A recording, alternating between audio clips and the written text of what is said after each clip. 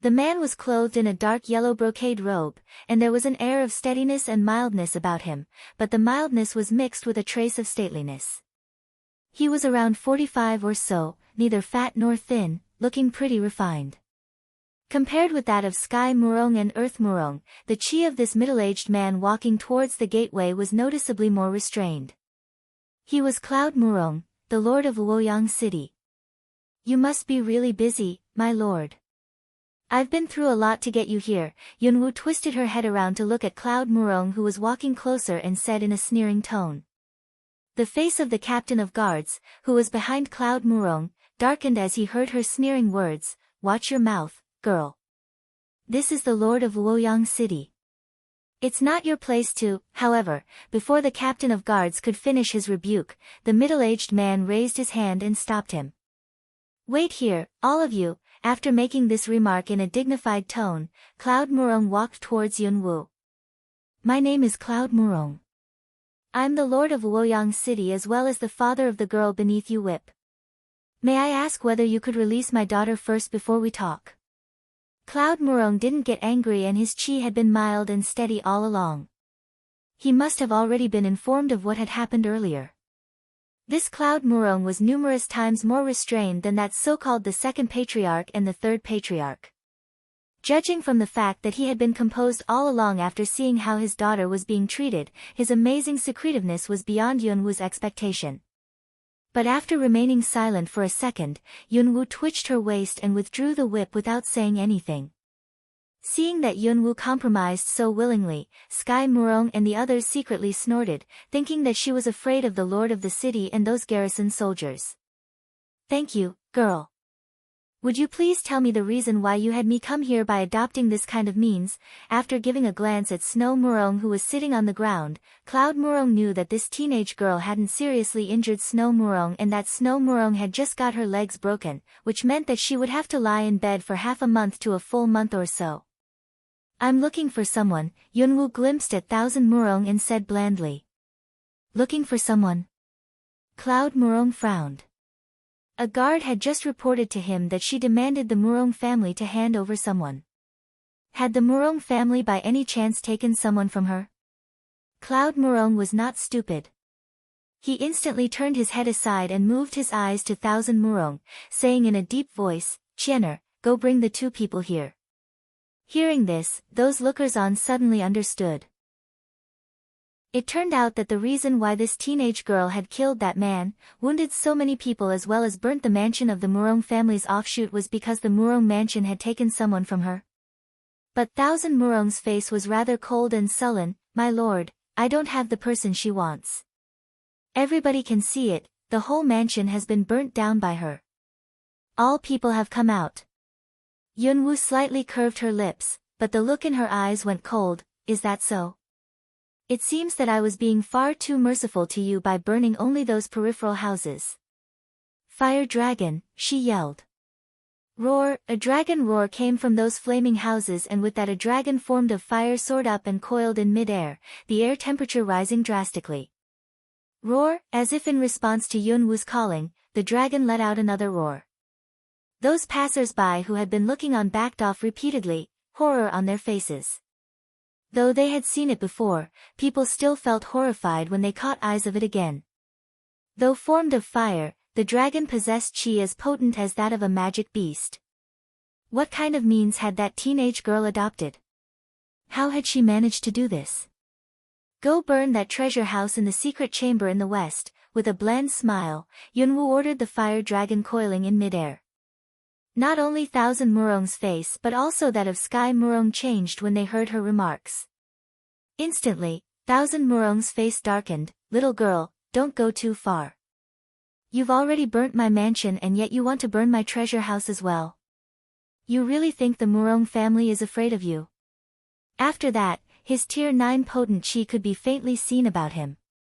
Hearing his words, Yunwu sneered. I don't know whether the Murong family is afraid of me or not, but some members of the Murong family robbed villagers of their hard-earned medicinal herbs and also took a child and an old woman hostage. I've already shown mercy on you by merely burning your mansion. Since you ungratefully turned down my nice gesture, you'll have to face the consequences you deserve. After saying this, Yunwoo winked at the fire dragon with her purple eyes, and with that the fire dragon raised its head, let out a roar, and was about to fly to the mansion. All of a sudden, a surge of potent water elemental power was hurled towards the fire dragon. Bang! Water element impacted on fire element with a muffled bang, and the fire dragon was broken apart. It was Cloud Murong who made his move. He was rather concerned about the issue that Yunwoo had just said about some members of the Murong mansion robbing villagers of medicinal herbs and hurting them.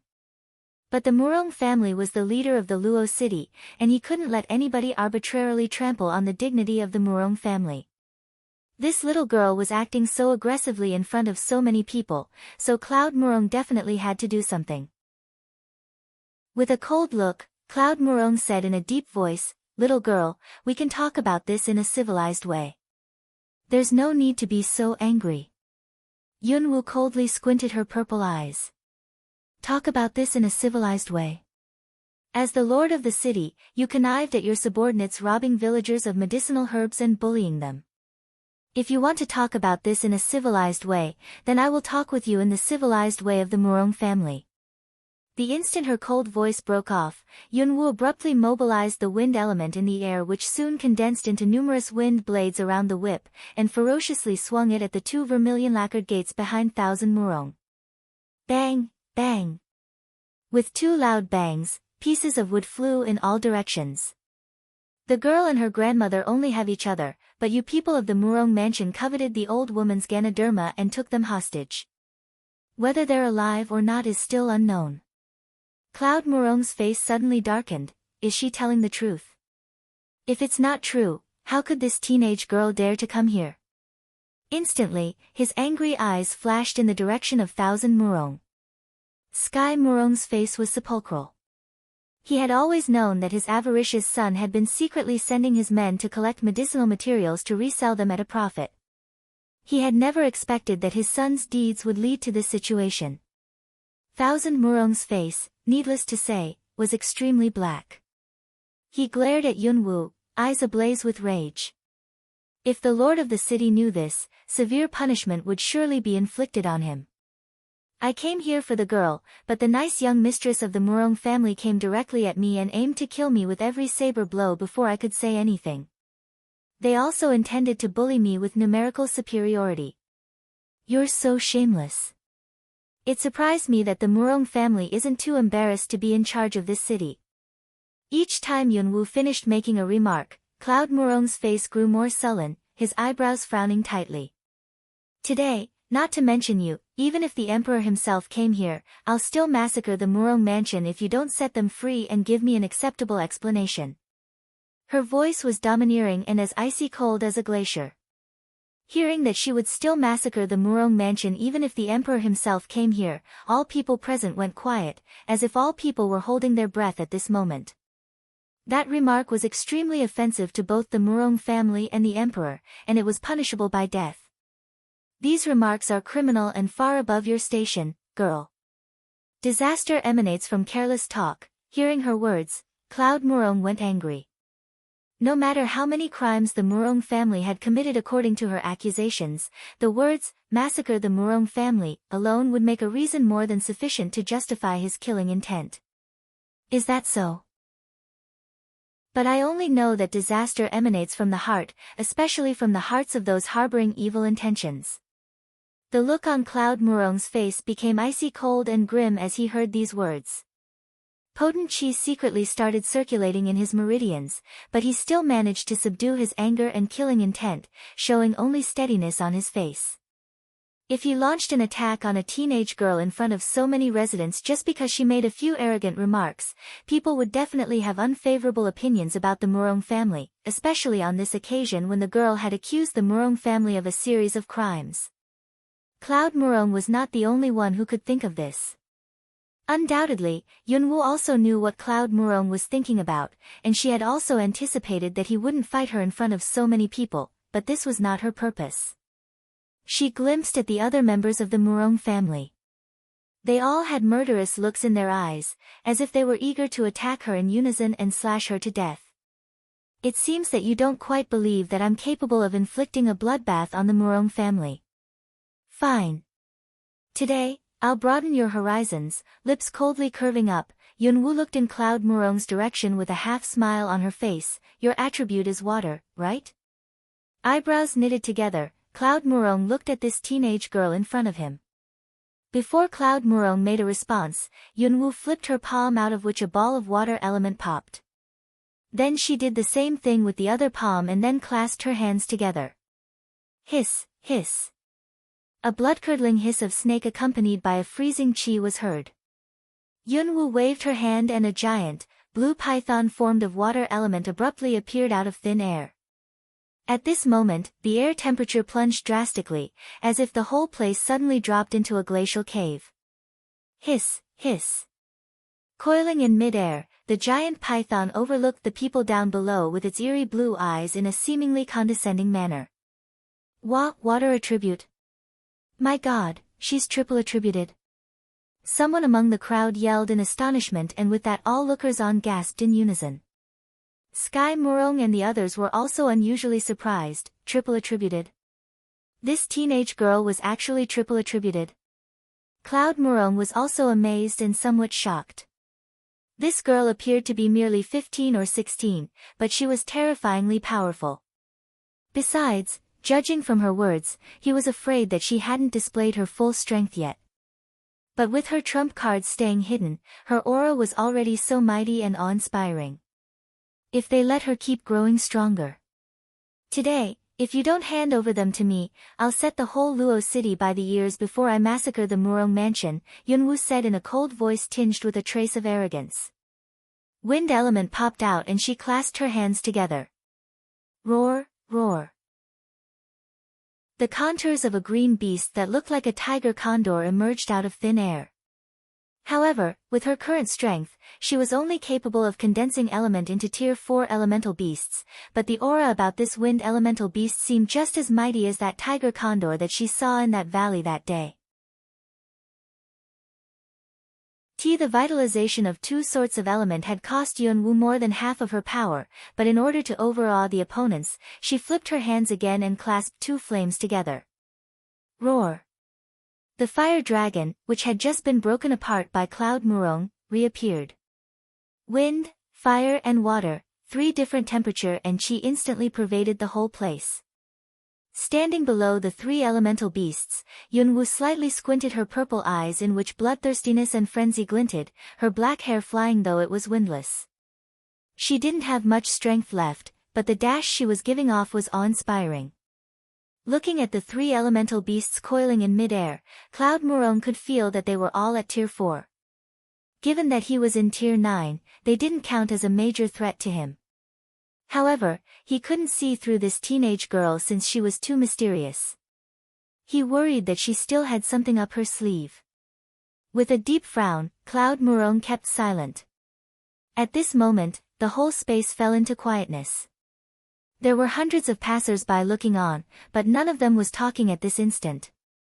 As if even the sound of a needle dropping on the ground could be heard, they just looked at the three elemental beasts coiling in mid-air, waiting for Cloud Murong's response. It was completely quiet. After quite a while. Chiener, did you or not imprison the little girl and her grandmother that this girl mentioned?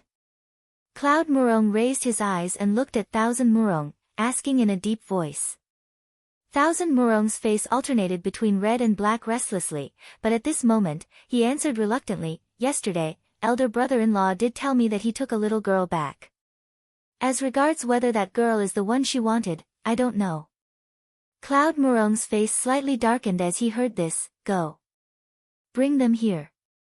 Frowning, Thousand Murong gave a sideways glance at Yunwoo and then looked in Cloud Murong's direction. Your lordship, however, before he could finish his sentence, Sky Murong's eyes flashed in his direction. Chiener, do what his lordship told you to do. Under this circumstance, if some other issue arose, things might really become too tricky for the Murong family to handle. Thousand Murong was consumed with anger, but he still ordered the guards beside him, go bring the person elder uncle took back. Young master, the fire is so big. I'm afraid the dungeon was already. They were at the gateway but could still feel the fierce heat, and the fire was very close to them. The guard believed that everything in the dungeon must have been burnt to ashes. Thousand Murong secretly hoped that the girl had died in the fire. This girl is so arrogant. If the little girl died in the fire, then there will be no evidence and she won't be able to act so haughtily any longer. But before the guard finished his sentence, Yunwu raised her hand and with that the icy python in midair flew towards the fierce fire. Zh. Wherever the python flew over, everything on fire spat, as if someone had poured water on them.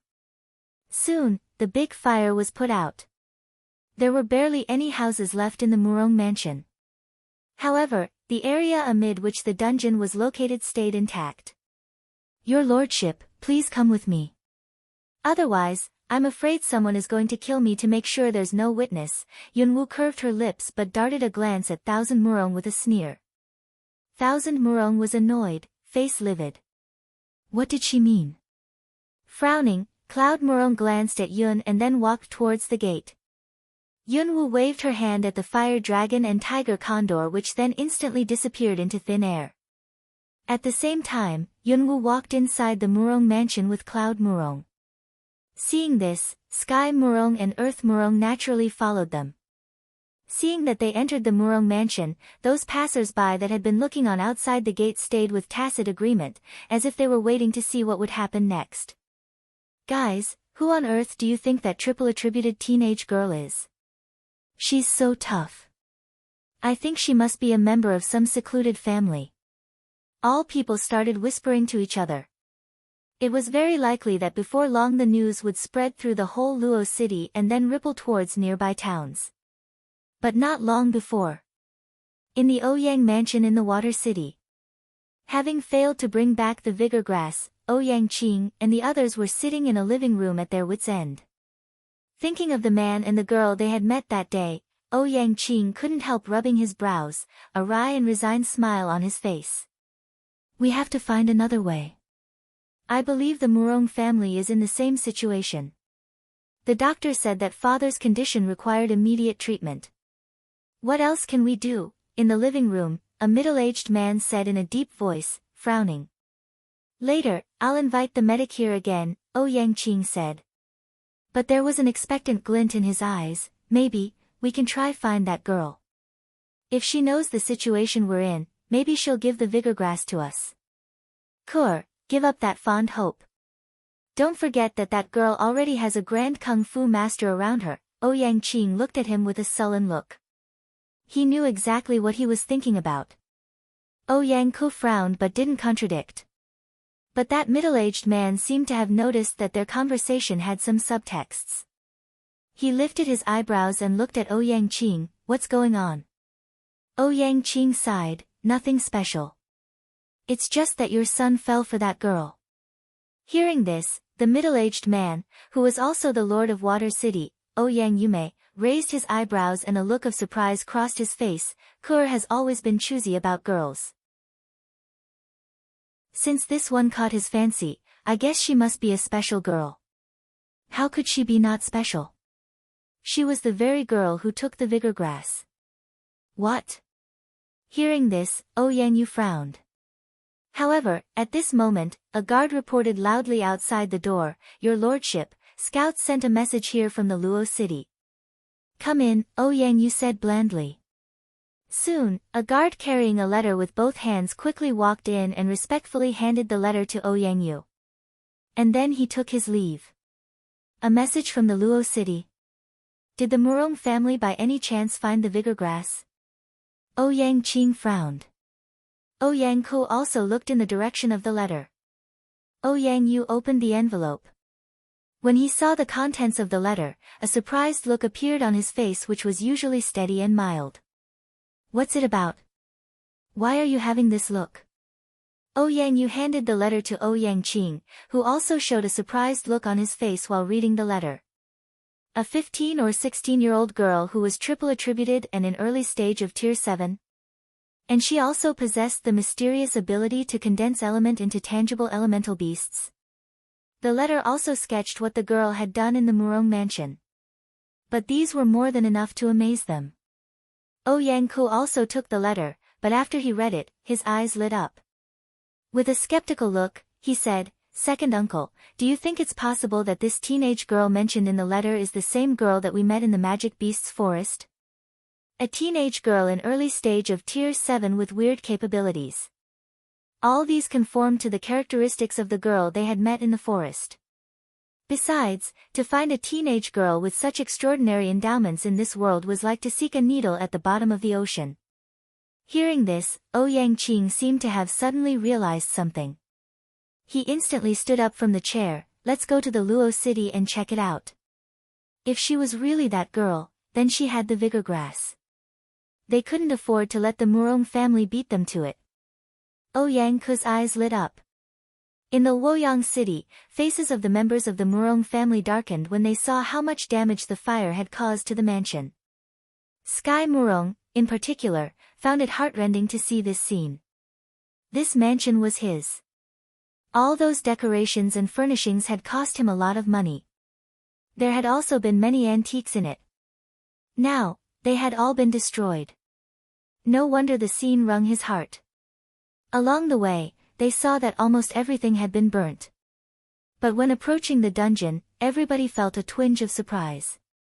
Almost everything in the mansion had been burnt to the ground, but within a short radius of the dungeon, everything remained intact. Even the grass was still luxuriant. Seeing this, Cloud Murong, who was walking side by side with Yun Wu, couldn't help giving a deep gaze at her.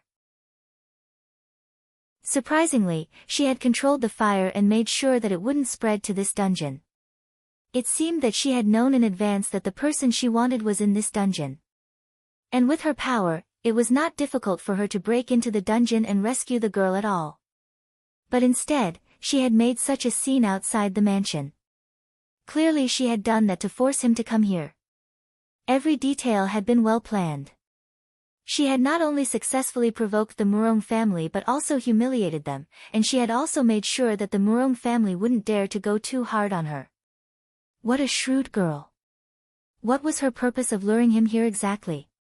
Of course Yun Wu knew that Cloud Murong had been sizing her up with his deep eyes, but she generously let him. Then they stopped at the gateway of the dungeon.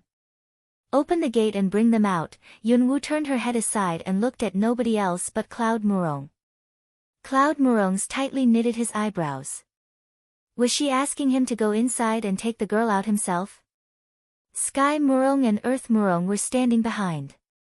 Hearing her words, their faces abruptly darkened. Sky Murong said to the guard beside him, "Go inside and bring them here." Having the order, the guard was just about to walk towards the gate of the dungeon when Yun Wu slightly raised her right hand, produced a fireball out of thin air and threw it to the ground in front of the guard. Bang! A muffled explosion was heard. Scared, the guard immediately backed off. "What are you doing?" Thousand Murong, who had been standing at the side, finally ran out of tolerance and glared sideways at Yun Wu. Yun Wu curved her lips in a sneer and said with a piercing look in her eyes, "If you want me to let this go, demonstrate some sincerity." Sky Murong and the others were consumed with anger. Tension was rapidly reaching flashpoint. Cloud Murong was indeed a competent lord of the city. He took a deep breath and subdued the anger in him, displaying his capability of keeping a steady and restrained manner under any circumstance. When they were at daggers drawn, Cloud Murong said in a deep voice, "Enough. Wait here, all of you." After that, he took the key from the guard's hand and walked towards the dungeon. He opened the gate of the dungeon and saw that there was a staircase stretching down. He walked in and was greeted by a strong, musty smell. Cloud Murong knitted his eyebrows but still walked downwards step by step. There were torches fixed on the walls of the underground chamber, so it was fairly bright. At the end of the staircase, he saw a passage with cells fitted with iron bars on both sides. The two people were locked up respectively in two different cells opposite to each other. Grandma Medicine opened her eyes and looked in the direction of the dungeon gate as she heard the sound of someone opening it. However, when she saw the figure walking downwards, her skeletal body gave a violent shiver, and tears instantly welled up in her eyes which seemed to have witnessed countless vicissitudes of life. Her skinny hands were clasped tightly together, as if she was trying hard to suppress something. Cloud Murong walked up to the two cells in which there were an old woman and a little girl respectively. Gray-haired, the old woman was seemingly in her 70s or 80s. She was sitting on the ground with her back against the wall. There were some wounds on her. For some reason, Cloud Murong had an inexplicable feeling that this old woman looked somewhat familiar. The little girl was merely 10 years old or so. She was lying on a layer of straw on the ground, unconscious. He could tell that she had been tortured. Cloud Murong involuntarily frowned. But at this moment, footsteps came from behind. Yunwoo walked down the staircase. When she saw the scene in the cells, an angry and murderous look flashed across her purple eyes, but then she saw Grandma Medicine's red eyes and managed to control herself. Click. The door of the cell was unlocked and Yunwoo walked in immediately. Grandma Medicine. Are you okay?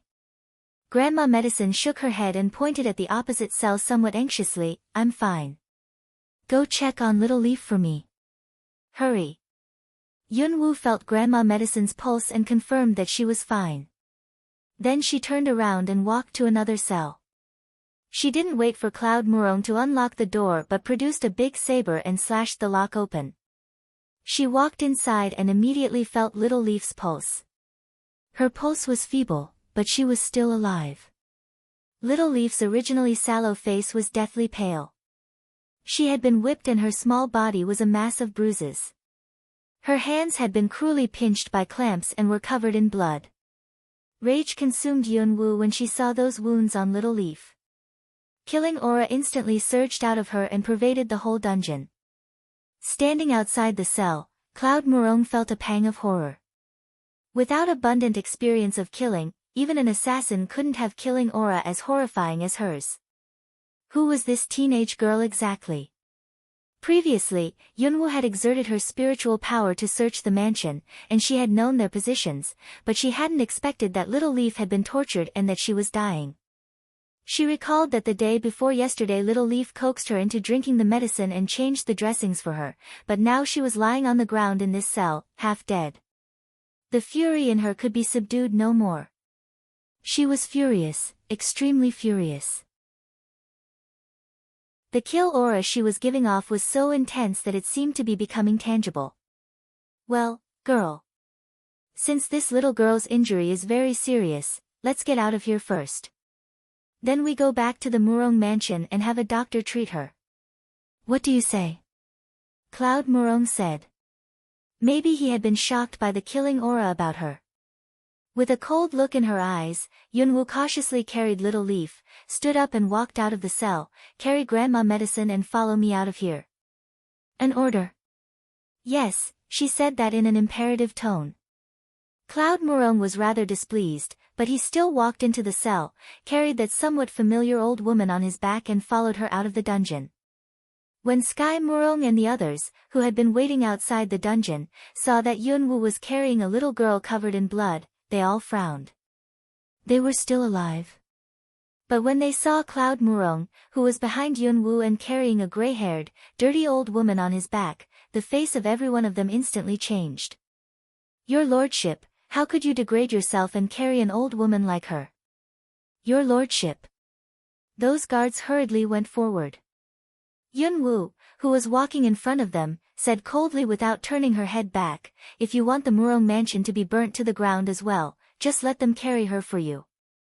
After saying this, Yunwoo didn't wait to see how they would react but just enwrapped herself with wind element, leaped upwards, turned into a rapid blur and disappeared into mid-air in the blink of an eye.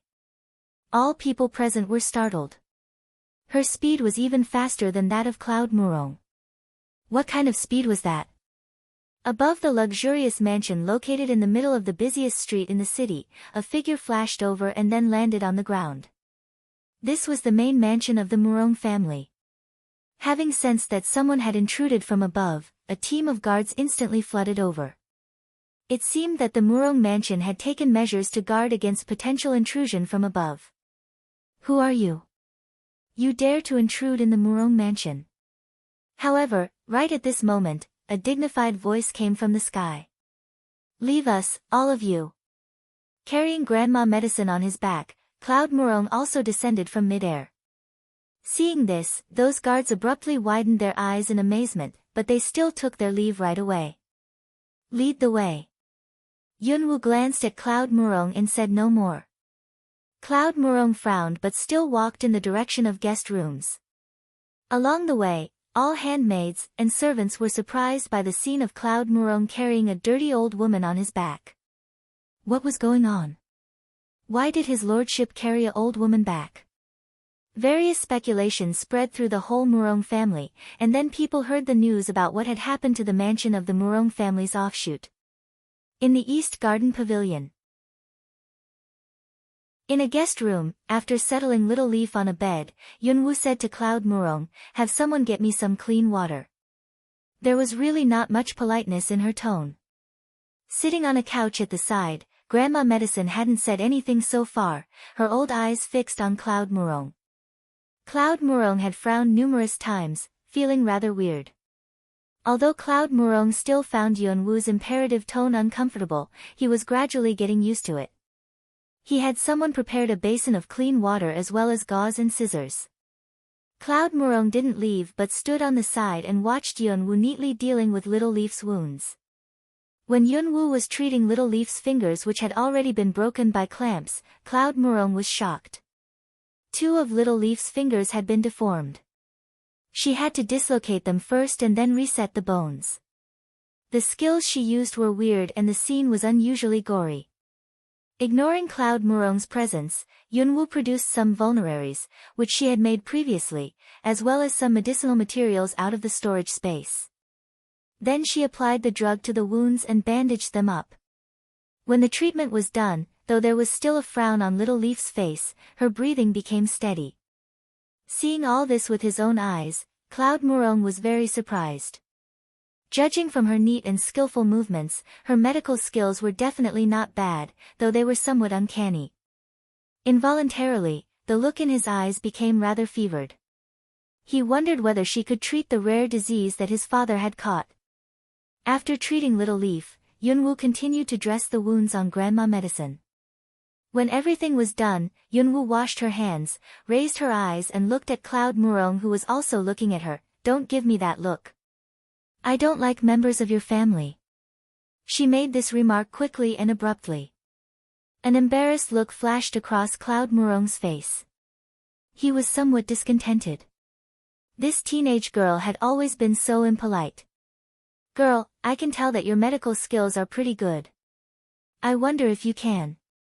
But before he could finish speaking, Yunwoo interrupted him coldly, "As regards your father's illness, I have no interest in it, and neither can I treat it. However, since you're such a dutiful son, why are you so unconcerned with your own mother?" Hearing the last remark, Grandma Medicine abruptly froze and a surprised, flustered look flashed across her old eyes. She called nervously, "Mississippi Woo." During the days when Yunwoo had been living with Little Leaf and her grandmother, Yunwoo didn't use the name Yunwoo. No matter what, she believed that now was not the right time to let others know her by the name of Yunwoo, so she had told them the name that she had used in her last incarnation, which was Wu Feng. How did she know? Hearing Yunwoo's words, Cloud Murong knitted his eyebrows tightly together. What did she mean by that last remark? His mother had died right after giving birth to him. How could he show concern to her? "Your lordship, elder madam is here," a guard suddenly reported at the doorway. Before long, the door was opened. A middle-aged female gloriously clothed in dull red brocade clothes walked inside in a dignified manner with the assistance of a handmaid. "Yunner, I heard that you brought that person home. The one who had burnt the offshoot mansion and also wounded my grandson." On hearing the voice, Grandma Medicine gave a shiver and her face abruptly went pale. She subconsciously turned her body aside, as if trying to hide herself. Yunwoo noticed all these reactions of hers. "Mother," seeing that woman, Cloud Murong called in a fairly respectful tone. Cloud Murong's calling that woman mother wrung Grandma Medicine's heart. She clasped her hands tightly together, as if trying hard to subdue something. Concubine Chu was Cloud Murong's stepmother, Sky Murong and Earth Murong's natural mother as well as the mistress of the Murong mansion. As soon as concubine Chu walked in, she cast a gaze in the direction of Yun-woo, who was wearing gunny clothes, sizing her up with extremely piercing eyes. Arms folded across her chest, Yun-woo also moved her eyes on that woman, sizing her up in the same way. That woman appeared to be about 50, with a slightly fat figure and fairly white skin. Judging from her features, she probably had been a very beautiful woman when she had been young, but her meridians indicated that she was at least in her 60s. In this exotic world, as people cultivated, the gap between their actual age and the age they appeared to be would become increasingly wider. Although this concubine Chu was merely in Tier 5, compared with Grandma Medicine who couldn't cultivate, she looked much younger. "So you are the one who made a scene in the offshoot mansion?" Concubine Chu asked in a deep voice. Not only had Thousand Murong, her favorite grandson, been wounded, but also his whole mansion had been burnt to the ground. Having been informed that Cloud Murong not only hadn't meted out punishment to that person but also had brought her back and settled her in a guest room, she naturally came here to take a look. Yun-woo gave an apathetic glimpse at her and slightly curved her lips. "I am." "Well, now that you admitted it, then we shall send you to the Yamen. 1. Yamen is a government office in feudal China. Guards, break this woman's legs, tie her up and send her to the Yamen." Concubine Chu's eyes were cold. Hearing her order, those guards outside the room immediately poured inside and walked towards Yun-woo. "Stop. Don't hurt her." At this moment, an old voice suddenly emanated from the couch. Everybody was stunned by this sudden voice. Grandma Medicine slowly struggled to stand up from the couch, raising her old eyes, which had witnessed vicissitudes of her life, to meet the piercing ones of Concubine Chu. Concubine Chu, forehead furrowed when she saw senile Grandma Medicine. Clearly, it was not until Grandma Medicine stood up from the couch to slowly walk towards her that she recognized her. Concubine Chu's pupils suddenly contracted and her face became somewhat hideous. Almost subconsciously, she blurted in a brittle voice, "It's you. You're still alive." Grandma Medicine looked at Concubine Chu, whose face had just changed, wryness tinged with bitterness glinting in her eyes, which had witnessed vicissitudes of her life. "I also hoped that I had died in that accident that you arranged, so that I wouldn't have to watch my own younger sister take my life, my husband and my son away from me." Her remarks induced waves of shock in everybody's mind like a giant rock dropped into a still-surfaced lake. Her own younger sister. Taking her life away from her. And her husband and son. That old woman was referring to Elder Mistress. How was it possible? She was almost old enough to be Elder Mistress's mother. However, Concubine Chu's face abruptly changed as if provoked, eyes ablaze with anger. "What are you still standing there for? Take these people to the Yamen. 1. Yamen is a government office in feudal China, right away. They dare to talk nonsense here. They're courting death." Hearing this, the guards were about to take action. All of a sudden, with a gleam of cold light, a big saber was swung downwards. Clang! The saber hit the marble ground, generating a shower of sparks. The after effects of the impact rippled through the floor beneath everybody's feet. "Whoever dares to touch her will lose his hands and feet." Her extremely callous and domineering voice was heard by everyone in the room. Angry, Concubine Chu thundered, "How dare you be so unruly in Murong Mansion? Kill them." Those guards' eyes became ferocious after hearing the order. They whipped out their swords and launched an attack on Yun-woo and Grandma Medicine. With a cold in her eyes, Yun-woo moved sideways to the front of Grandma Medicine, swinging the saber laterally at those guards in an extremely uncanny manner. Bang, bang. 2 ringing sounds of sabers dropping to the ground were heard. Without any fierce moves, she cut off the arms of the 2 guards in front of the others with only one saber slash. Watching blood gushing out of the wounds in their arms, the 2 guards who were at the front widened their eyes in horror, and sharp pain instantly surged through their nerves. Ah! 2 pained screams were heard, horrifying the other guards behind them. Concubine Chu's heart lurched. This teenage girl actually can. Enough. All of you. Finally, Cloud Murong intervened, reprimanding. Seeing that Cloud Murong stopped the guards, Concubine Chu looked at him with a displeased frown. "Yunner. You can't. But before she could finish speaking, the look on his face scared her silent. Cloud Murong's face, which had always been mild and steady, was now icy, unusually icy. Literally, take elder mistress to the living room, the order was given in a cold voice and nobody dared to disobey. The handmaid beside concubine Chu stretched out her hand to assist concubine Chu, who then got angry, eyes ablaze with anger, but she didn't disobey Cloud Murong's order in public. She pushed that handmaid aside, twitched her hand and led those guards out of the room. The room returned to quietness, but the atmosphere was a little intense. What are you going to do about it? Before you answer, I'd like to make this straight. From now on, Grandma Medicine's issues are my issues. If anyone dares to bully her or have some kind of stupid ideas, then he or she will make an enemy of me. Originally, she had had no interest in intervening in their family issues, but since Grandma Medicine had once saved her life and the Murong family had happened to have offended her, she might as well push the boat along with the current and help Grandma Medicine get back what was rightfully hers, thinking of it as returning the favor she owed Grandma Medicine. As regards why she had known Grandma Medicine's relation with the Murong mansion, actually it hadn't been difficult for her to deduce. Apart from Grandma Medicine's unusual reactions to the Murong family, she had also accidentally found out an issue from the guard who had led the way. All members of the Murong family bore a kind of special totemic symbol on them, and previously, she had accidentally saw one on Grandma Medicine's shoulder, which was the word, wilderness. The venerable master of the Murong family's name was Wilderness Murong.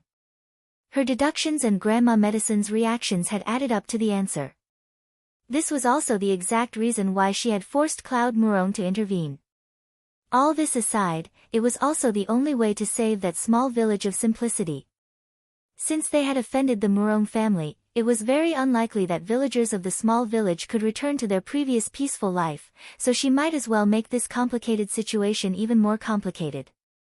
Is this your original purpose? Without answering her question, Cloud Murong glanced at Grandma Medicine and then gazed at Yunwu with a cold look in his eyes. Smiling wryly, Yunwu looked him in the eye, sort of. Actually, there had been another reason. Even if what she said is true, it will be the Murong family's family issue.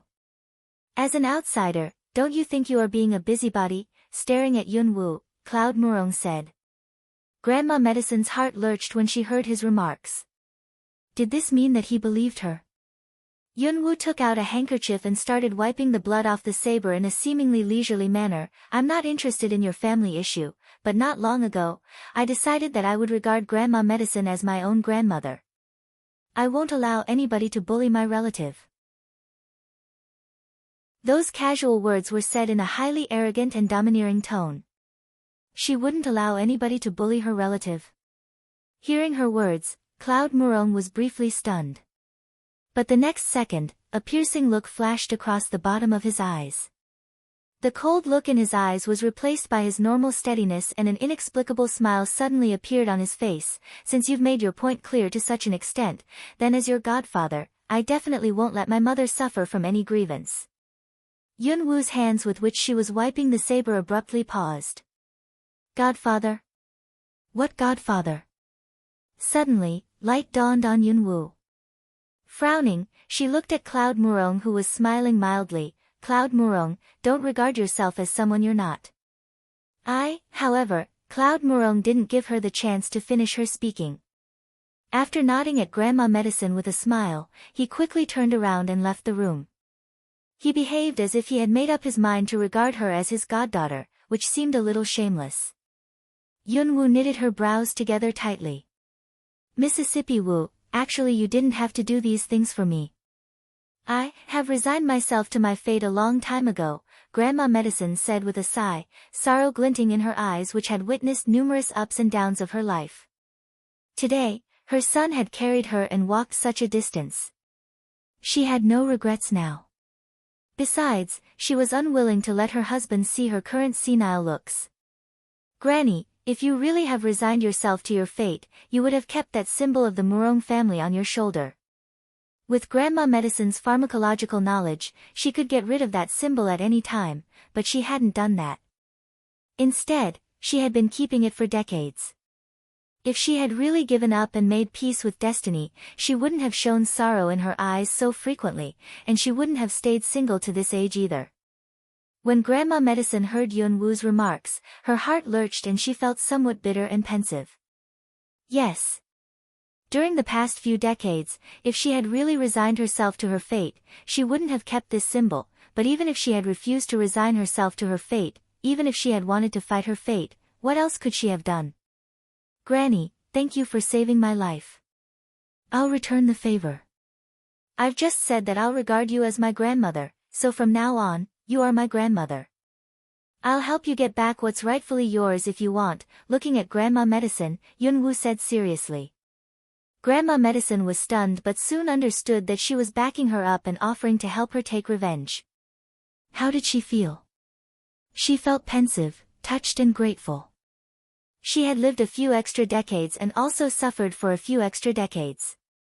Now she was already in her 70s and didn't have much time left. She was just a teenage girl, but she was willing to make an enemy of the Murong family to help her, an old woman who didn't have many years ahead. Was it worth the risk? Grandma Medicine's eyes slightly reddened as she looked at Yunwoo. Mississippi Woo, I'm just an old woman. Am I worth you doing this? Slightly curving her lips, Yunwoo reached out her hand and slowly wiped off the tears at the corners of Grandma Medicine's eyes. In her last incarnation, she had been an orphan who had been taken to a killer organization to receive training since childhood. She had never had any concepts of kinship, and neither had she had any previous experience of it. Maybe having a grandmother was a pretty nice attempt for her. As long as I think it's worth it, then it's worth it. Granny, just think of it as you getting an extra granddaughter. All you have to do is be happy about it. You don't have to worry about what's coming next. Now that she had intervened, then she would naturally get the job done. Before long, Cloud Murong had a servant send 3 suits of clothes to their room. Now that she had decided to retaliate against the Murong mansion, Yunwoo naturally wouldn't be polite. She asked Grandma Medicine to change. She herself also changed those gunny clothes to the light blue brocade clothes that had just been sent here. Little Leaf's clothes had been put aside. With those wounds, she wouldn't be able to get out of bed in a day or two. After they changed, Yunwoo took some jewels out of the storage space and helped Grandma Medicine dress up. Though Grandma Medicine looked a lot older than Concubine Chu due to her gray hair and wrinkles, with Yunwoo's impressive makeup skills, there was an air of natural nobility and dignity about Grandma Medicine. There was a saying, clothes make a man just as a saddle makes a horse. Though Grandma Medicine was old, her intrinsic temperament was still in her. And with just a little efforts, it was fully revealed. Looking into the mirror, Grandma Medicine was somewhat stunned. Granny, the most beautiful woman is the most confident one, Yunwoo whispered into Grandma Medicine's ears like a hypnotist. Hearing this, Grandma Medicine couldn't help laughing. Wooer, Granny is already over 70. I'm an old woman now. As long as you have your confidence, your inward beauty will not wane a little bit even when you're 90. So, Granny, if you really want to get back what you have lost, then there's no need for you to be afraid. You just have to think that this Murong family has always been your home, and that in this home, there are your son and your husband, said Yunwoo very seriously. That kind of seriousness was engraved in Grandma Medicine's heart like an incantation. Her home. Her husband and her son. Previously, Yunwoo had noticed that Grandma Medicine was inexplicably afraid of that Concubine Chu. Maybe something happened in the past had cast a shadow over her life, which had lasted decades. So, before they walked out of this room, she needed Grandma Medicine to get rid of this shadow. In the main living room. At this moment, a lot of people were sitting in the roomy, luxurious living room. Apart from Sky Murong and Earth Murong, there were also some of their uncles. The one who had summoned these people here was naturally Concubine Chu. Why exactly did you summon us here so urgently today? In a commanding tone, an old man sitting in the first seat on the right side asked Concubine Chu, who was sitting in the host seat. These elders were rarely summoned if there wasn't anything important. Concubine Chu said to that old man in a fairly respectful tone, "Third uncle, the reason why I summoned my uncles and elder brothers here was because there is an important family issue that requires your presence." Hearing this, those elders sitting in the living room frowned. What kind of issue? Yun'er is the lord of the city. What issue can't he handle? That's right. What kind of issue requires a bunch of old men to offer help? If Yun'er were able to handle this thing, I wouldn't have disturbed you, uncles, said Concubine Chu with a pitiful look. Seeing the look on Concubine Chu's face, those elders all believed that something serious had happened. What is it? Stop dawdling and cut to the chase, a short-tempered old man sitting on the left side yelled in an abrupt tone. Hearing this, Concubine Chu seemed to have gained some confidence. A woman burnt our offshoot mansion to the ground and also wounded my grandson Qianer as well as a lot of guards. Now she's come to my house with an old woman. Yun'er was bewildered by that old woman's words. Bewildered? What do you mean? Yun'er is the lord of the city. How could he be so easily bewildered by some old woman, said the old man whom she called third uncle, a commanding and grim look on his face. That's true. With Yun'er's current strength, who can bewilder him? Seeing that these elders didn't believe her, Concubine Chu secretly clenched her teeth and then said to Sky Murong and his brother who was sitting on the side, "You two, tell you uncles whether I'm telling the truth."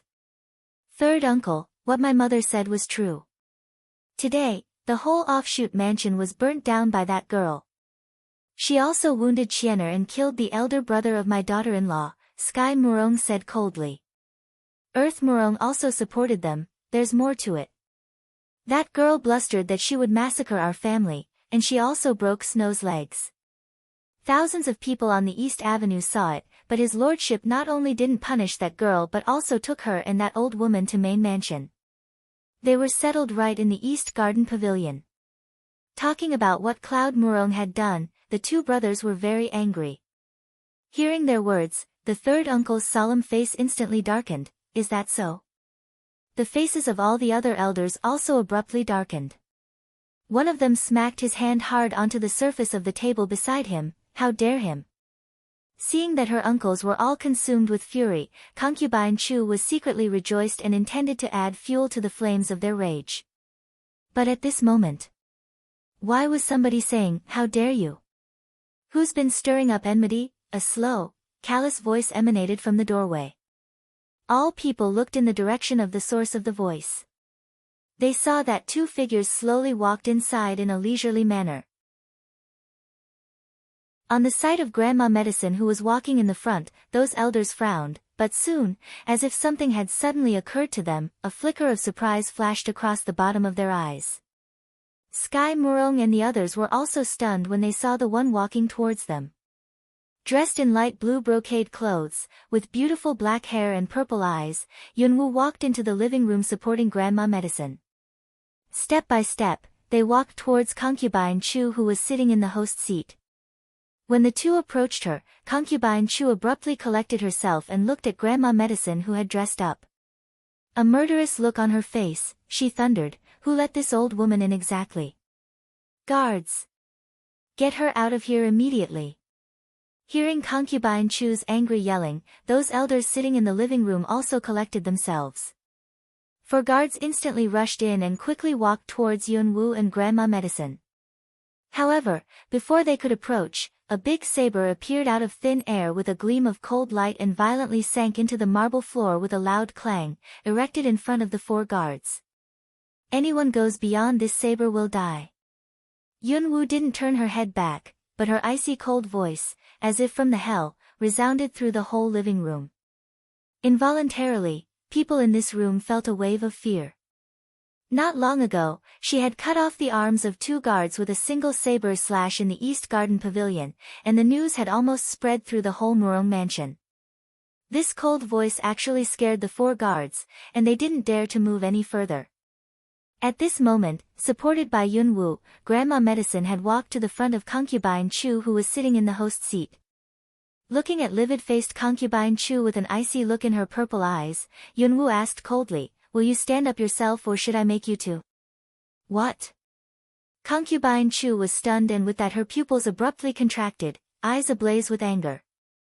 "You little bitch," bang. Instantly, a ringing snap of a chair breaking was heard.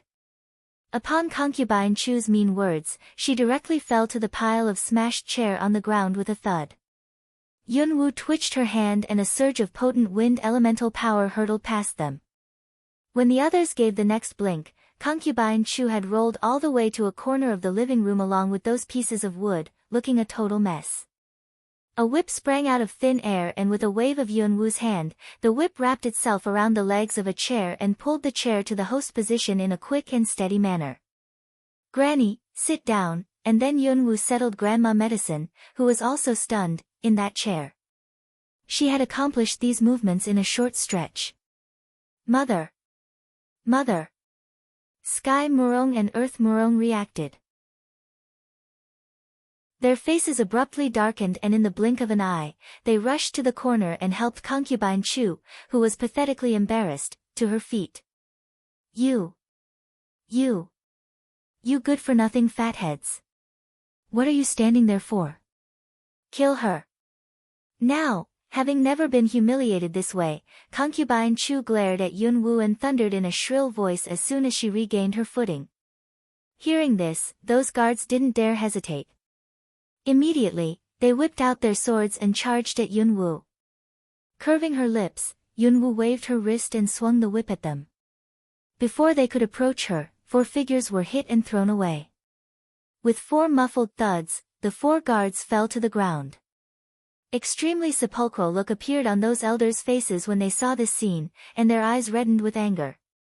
This girl was arrogant enough to make such a scene in front of them. "You're courting death." Several elders mobilized their powerful chi and were about to make their moves. "Old men, before you make your moves, make sure you know which one of them is the real mistress of the Murong family, lest you take the wrong side," said Yunwoo coldly. Meanwhile, earth elemental power instantly pervaded the whole living room. She was trying to overawe them. A Tier 7 Kung Fu master who was only a teenager. Feeling that chi, those elders present clearly were stunned. Earth element. Sky Murong and Earth Murong's pupils abruptly contracted, a wave of fear sweeping over them. This was the 4th elemental power she had shown. She actually. As if by tacit agreement, killing intent appeared in the eyes of the 2 brothers at the same time. This girl must be eliminated. Powerful Tier 9 and Tier 8 fighting spirit were mobilized and the 2 brothers launched an attack on Yunwoo at lightning speed. A cold look flashed across the bottom of Yunwoo's eyes. She drew some poison needles and took a small step forward. Once they got close, she would stab those poison needles at the main arteries in their neck. She didn't mind killing people.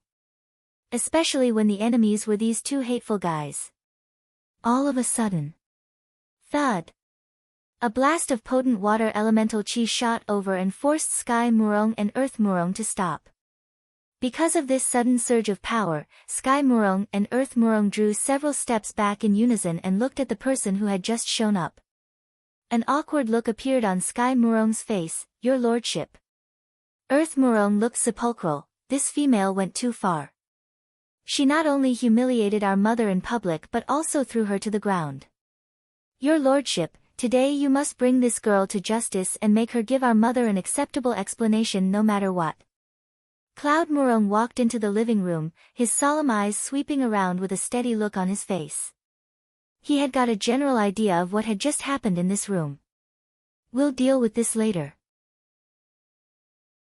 Now that second mother has already had our uncles come over, then let's figure out some other issues first," he said in a dignified voice and in a conscientious manner. But concubine Chu and Sky Murong as well as the others were all stunned when they heard his words. Second mother? What was going on? Hadn't he always been addressing her as mother? Why did he call her second mother this time? Sky Murong and Earth Murong had no idea what was going on, but concubine Chu's face suddenly darkened and an ominous premonition inexplicably rose inside her. Yunner, since you've said that we would discuss this later, then let's, third uncle, back then you once told me that my natural mother died soon after I was born, then please take a look at this old madam right in front of you. Do you know her, before Concubine Chu could finish talking, Cloud Morong pointed at Grandma Medicine and asked his third uncle. Thud. Concubine Chu's heart lurched and her face instantly became nervous. In the blink of an eye, she shot her eyes in the direction of the third uncle. Third uncle, this, however, before she could finish her sentence, with a gleam of cold light, a silver needle had been stabbed into her dumbness acupoint. When Sky Morong stretched out his hand to pull it off, Yunwoo said in an icy voice, "If you want her to become a mute, then go ahead and remove that silver needle. You venomous bitch." Earth Morong glared at her, clenching his fists until they clicked.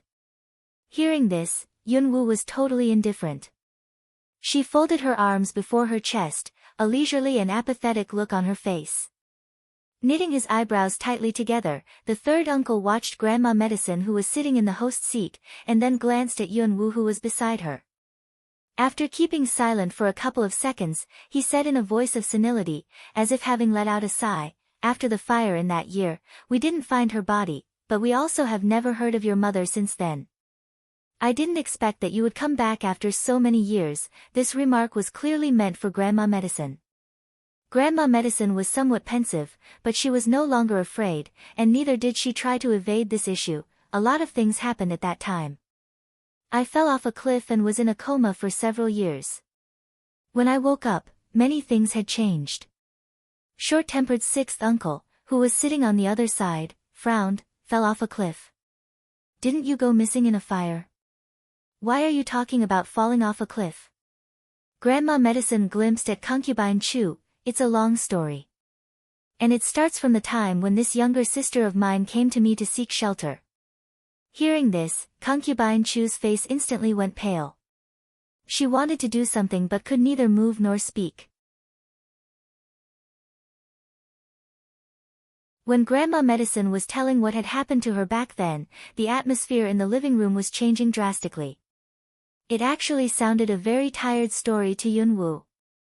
The general plot was that the younger sister's family was in straitened circumstances, so she came to her elder sister to live with her, but in the end, the younger sister became jealous and greedy and set a fire to kill her elder sister. She tried to make that fire look like an accident, but unexpectedly, her elder sister survived. But in the end, the elder sister still ended up being pushed off a cliff by her own younger sister. Seriously injured, the elder sister was in a coma for several years. After she woke up, she found that her looks had been ruined. When she came back home, people tried to chase her away as if she was a crazy woman, but she also discovered that her own younger sister had replaced her and taken everything that used to belong to her. It was a tacky story, but this kind of thing was very common in some large families. After Grandma Medicine told her story, there was a dramatic expression on everybody's face except for Yunwoo's. Concubine Chu's face was alternating between pale and red, but she was unable to speak. She just glared at Yunwoo, eyes blazing with fury. "You crazy woman, cut the nonsense." With an extremely livid and cold face, Earth Morong thundered and wanted to attack Grandma Medicine. However, before Yunwoo could make her move, the third uncle snapped coldly, "Enough. Your elders are here. It's not your place to talk. Third uncle, this crazy woman is not trustworthy. How can we trust her one-sided statement?"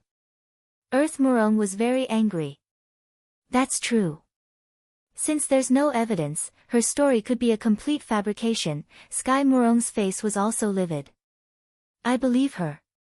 And that will be enough." Right at this moment, Cloud Morong said in a deep voice. His remark quieted the whole living room. He believed her.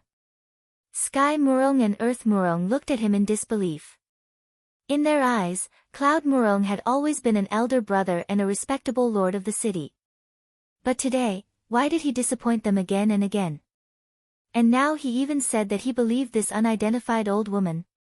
She bears the exclusive symbol of our family on her shoulder, the unique mark given only to our father's legal wife. Impossible. Neither Sky Morong nor his brother believed it. But at this moment, a sly and cold look flashed across the bottom of Yunwoo's eyes, and with that she waved her hand and withdrew that silver needle sticking in Concubine Chu's neck.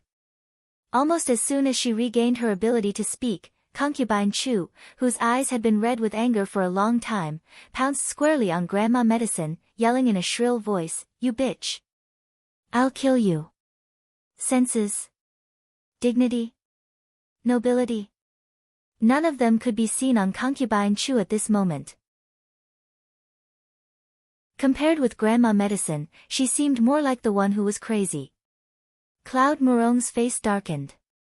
With a swish of his figure, he instantly moved to the front of Grandma Medicine, stretched out his hand and gripped concubine Chu's wrist. "Second mother, please conduct yourself with dignity. Cloud Murong, I've been taking care of you for so many years, but you started calling me second mother after meeting this bitch for the first time. You ungrateful bastard, back then I should have." Concubine Chu was in an extremely excited mood and started saying words she wasn't supposed to say. Sky Murong immediately clamped his hand on concubine Chu's mouth and stopped her. He had realized something. Whoa! Eyes reddening with anger, concubine Chu struggled madly, trying to vent her anger. Seeing this, all elders frowned. As the mistress, this kind of behavior was so undignified. But if someone observed carefully enough, they would have noticed that something was wrong with concubine Chu. "Your lordship, I'll take my mother away and let her have a rest." After saying this, Sky Murong took concubine Chu and quickly left, but before leaving, he clearly took a cold sideways glance at Yunwu. "Your lordship, I'd like to take my leave, too," Earth Murong said, and then hurriedly followed his brother out of the living room. The living room finally became quiet. Yunwu sat down on the chair beside her. Her eyes were half closed and she seemed languid, sleepy, and totally unconcerned, but in fact, she was secretly performing qi circulation. She had depleted her energy and it was very likely that the beast blood that she drank yesterday had also been consumed. She had been having dull pains in those wounds all along. It seemed that she had to find a way to get some beast blood. But when she was thinking about this, Cloud Murong was declaring something in front of his elders. "Uncles, since today you're all here, let me get this straight. My mother is still alive, so she'll be living here in this mansion. And this little girl beside my mother is her adopted granddaughter, who's also my goddaughter." Seeing that Cloud Murong was so thick-skinned, Yunwu ignored him. But after Cloud Murong made that declaration, their dwelling directly switched from the guest room in the East Garden Pavilion to the West Wing, which meant that he had directly acknowledged Grandma Medicine was his natural mother. Having had her son back, Grandma Medicine was very happy, and people could see the happiness in her eyes. Since Grandma Medicine was happy about it, Yunwu didn't take any further action. As regards those subsequent miscellaneous formalities of this large family, Yunwu also didn't bother intervening. Anyway, that old fox, Cloud Murong, had his own plans, and he would surely be good to Grandma Medicine. And Yunwu knew very well what he was up to. As a result, she picked the quietest room of the West Wing and told others that she would be staying in her room for a long period to recuperate. After that, she sneaked out of the Murong mansion and headed for the forest to the west of the city. That forest belonged to the Murong family and they reared a lot of magic beasts there. Since beast blood was available at a place not far away, she naturally would go there and take it. In the suburb to the west of the city. Originally, this place had been a vast, desolate woods. The Murong family had transformed it into a private woods for rearing magic beasts, and there were many magic beasts that they had collected from various places in this woods. The Murong family never killed these magic beasts to harvest their magic cores. Instead, they had specially hired some tamers to train these magic beasts, without erasing their beast nature, to be obedient so that they could control these beasts. Just like that Tier 2 wood wolf that Yunwu had seen at the Peak Hollow. Though that wood wolf hadn't been a high-level one, it had been tamed by human, and it still had had its beast nature, which alone had strengthened its attack power to a certain degree. It was widely known that tamers didn't have high station in this world, and the reason was that though tamers were able to tame magic beasts, most tame magic beasts would lose their beast nature and thus become unthreatening magic beasts which were no different from livestock or pets.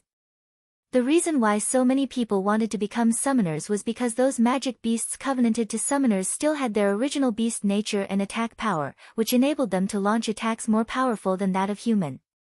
But those tame magic beasts of the Murong family's tamers possessed brutish attack power. Though they were not as powerful as magic beasts covenanted to summoners, they could still be a formidable threat to their enemies if they were in great number. Judging from this, the Murong family was definitely ambitious. And those tamers that the Murong family had hired were definitely not mediocre ones. After entering the suburb to the west of the city, Yunwu started prowling in grass, trying to stay out of other people's sight. There were high fences around the back of the suburb and all entrances were heavily guarded by the Murong family's men. Every certain distance, there was a watchtower on which a kung fu expert was on sentry duty keeping the airspace above the woods under surveillance. It was nearly impossible to flew into the woods. As a result, if common people wanted to get in, they would have to go through the entrance. But it was not difficult for Yunwu to get in even if she couldn't leap above the woods and descend from midair. She found a remote corner outside the fence and shot a length of heavenly silk. Like a ghost, her figure flashed through the fence. The moment Yunwu went in, she maneuvered between the ranges of vision of those guards on those watchtowers, heading directly for the depths of the woods. This magic beast woods was large. The deeper into it, the more luxuriant trees around her were. But she hadn't seen a single magic beast on her way deeper into the woods, which was very weird. Yunwu exerted all her spiritual power to search the area around her, trying to find a magic beast or two. But after searching for quite a while, she hadn't even found a wild rabbit, much less of a magic beast or two. What was going on? Given that the entrance of this magic beast woods of the Murong family was guarded so heavily, by no means would there be no magic beasts in this woods unless... The moment suspicion rose inside Yunwu, a roar like that of a lion dimly came from a valley in the depths of the woods. She felt that the source of that roar was very far away. But this roar proved that Yunwu's speculation was right. There were indeed magic beasts here, but they were reared in pens. Or in another word, they were imprisoned. No matter what, she had come here for beast blood. Yunwu headed for the source of that roar. After getting through a grove and getting over a small hill, she finally arrived at a valley surrounded by 3 steep peaks. However, what she saw surprised her to some extent. Or what she saw greatly surprised her. She had thought that the Murong family's ambition was to train magic beasts, but when she saw that scene down there, a rather amazed look flashed across her purple eyes. She would be lying if she said that she was not astonished. Outside that vast valley, there was a large group of trained personnel who numbered at least hundreds. There were not just a couple of tamers but a large group of them. Lying prostrate on a hilltop in concealment, Yunwu watched the militarized training square down below and speculated that the group of people were an army. Their garments aside, between them, there seemed to be some kind of tacit agreement that only existed between servicemen. But Yunwu was a little confused. This Murong family was only the governor of a city. How did they get involved with an army? And instead of training in a military camp, this army had chosen to conduct secret training in this remote mountain. There must be something behind this. However, no matter what the reason was, Yunwu was uninterested in speculating or finding it out. What she needed was beast blood. There must be some magic beasts imprisoned at the rear of this militarized training valley, so she decided to detour to the rear of it. She carefully scouted the area, made an assessment of the situation and then decided to stealthily take a detour around the peak of that mountain. Detouring around that steep peak proved to be much more difficult than she had imagined.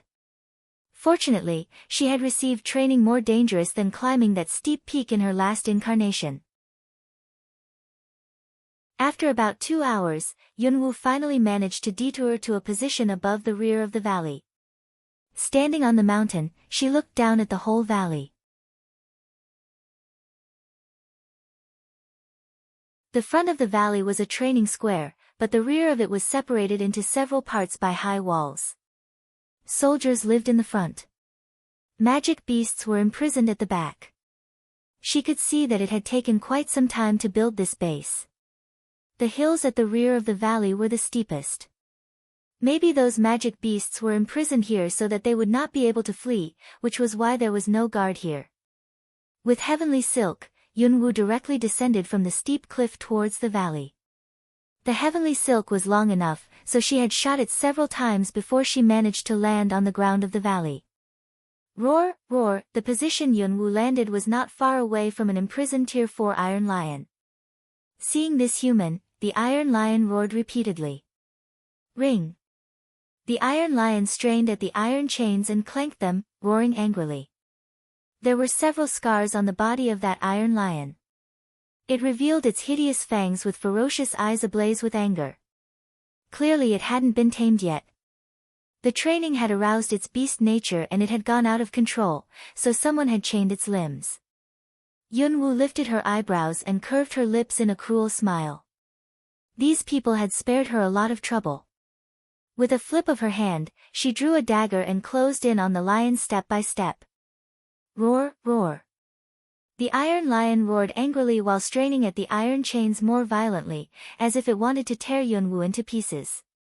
However, right at the moment when Yunwoo was about to pounce on the target, sounds of measured and sure-footed tramps were heard and quickly getting closer. Captain, since the Iron Lion is roaring so loudly, it must be trying to free itself from the chains, a soldier said to the leader of the team. A dozen trained Tier V soldiers were marching towards the back of the valley in a column. Keep your eyes peeled. We can't afford to let any accidents happen in the next few days, the captain said solemnly with a cold look. More than 10 soldiers answered in unison, yes, sir.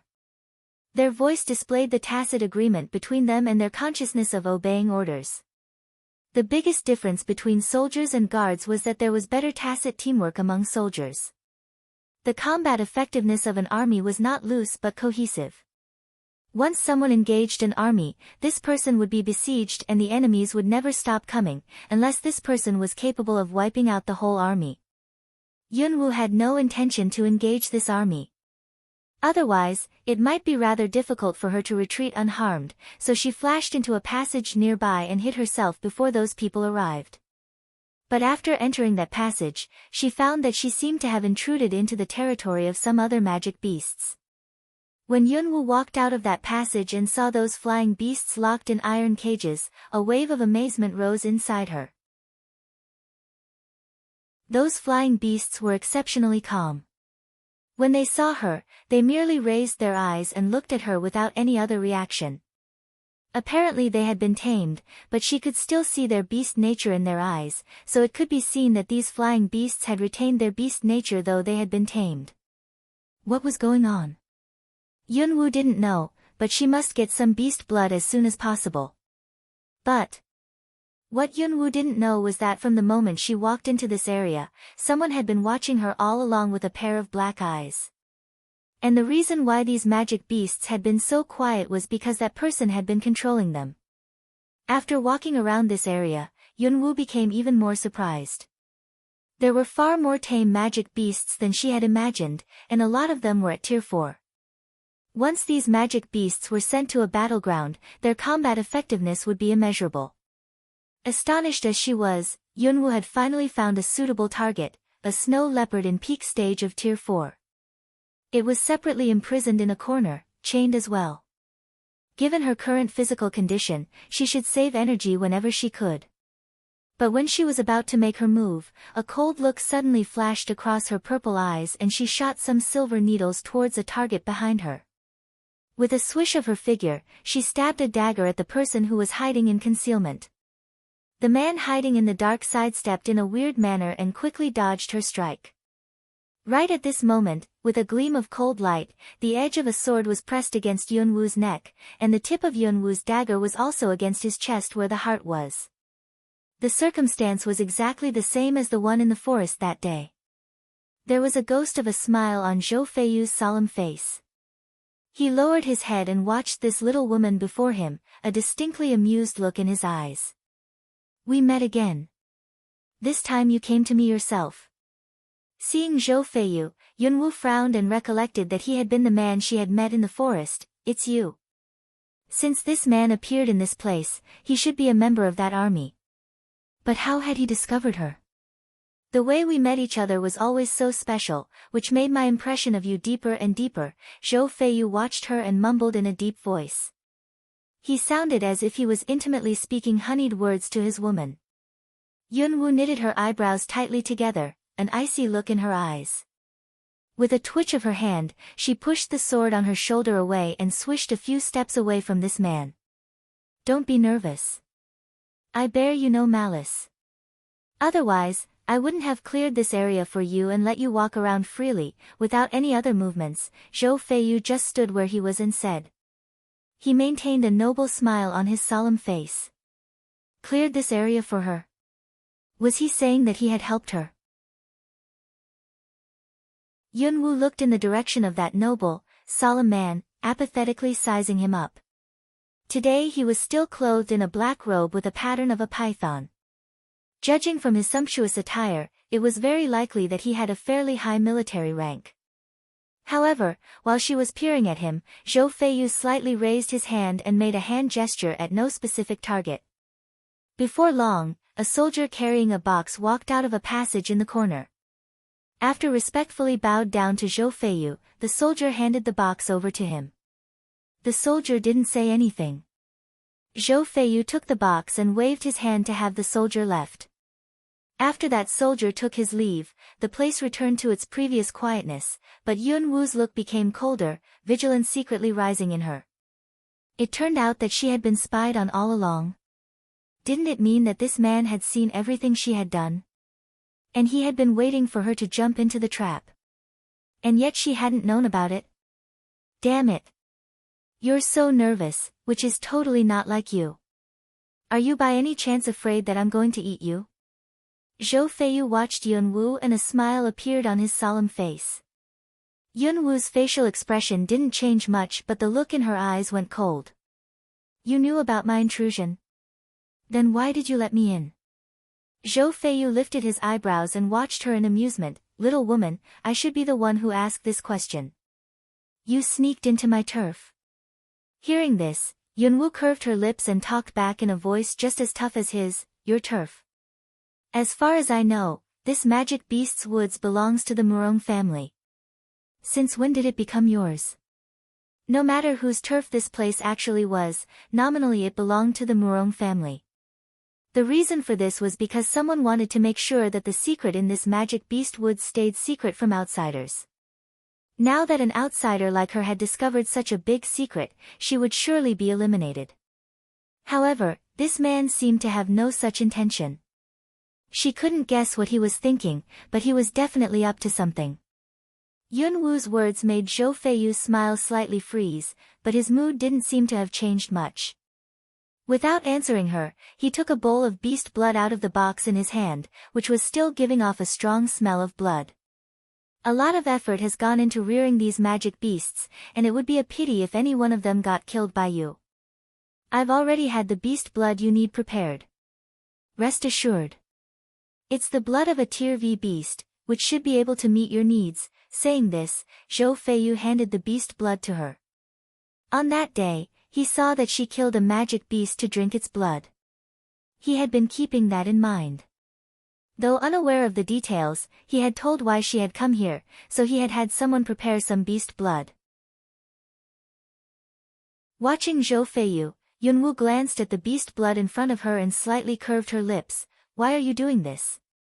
A meaningful look flashed across Zhou Feiyu's deep eyes and he stared squarely at her. Isn't it obvious?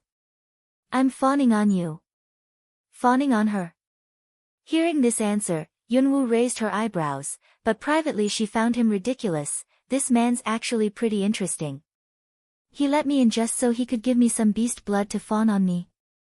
If you're suspicious of this bowl of beast blood, I can take you somewhere to get some blood yourself. What do you say?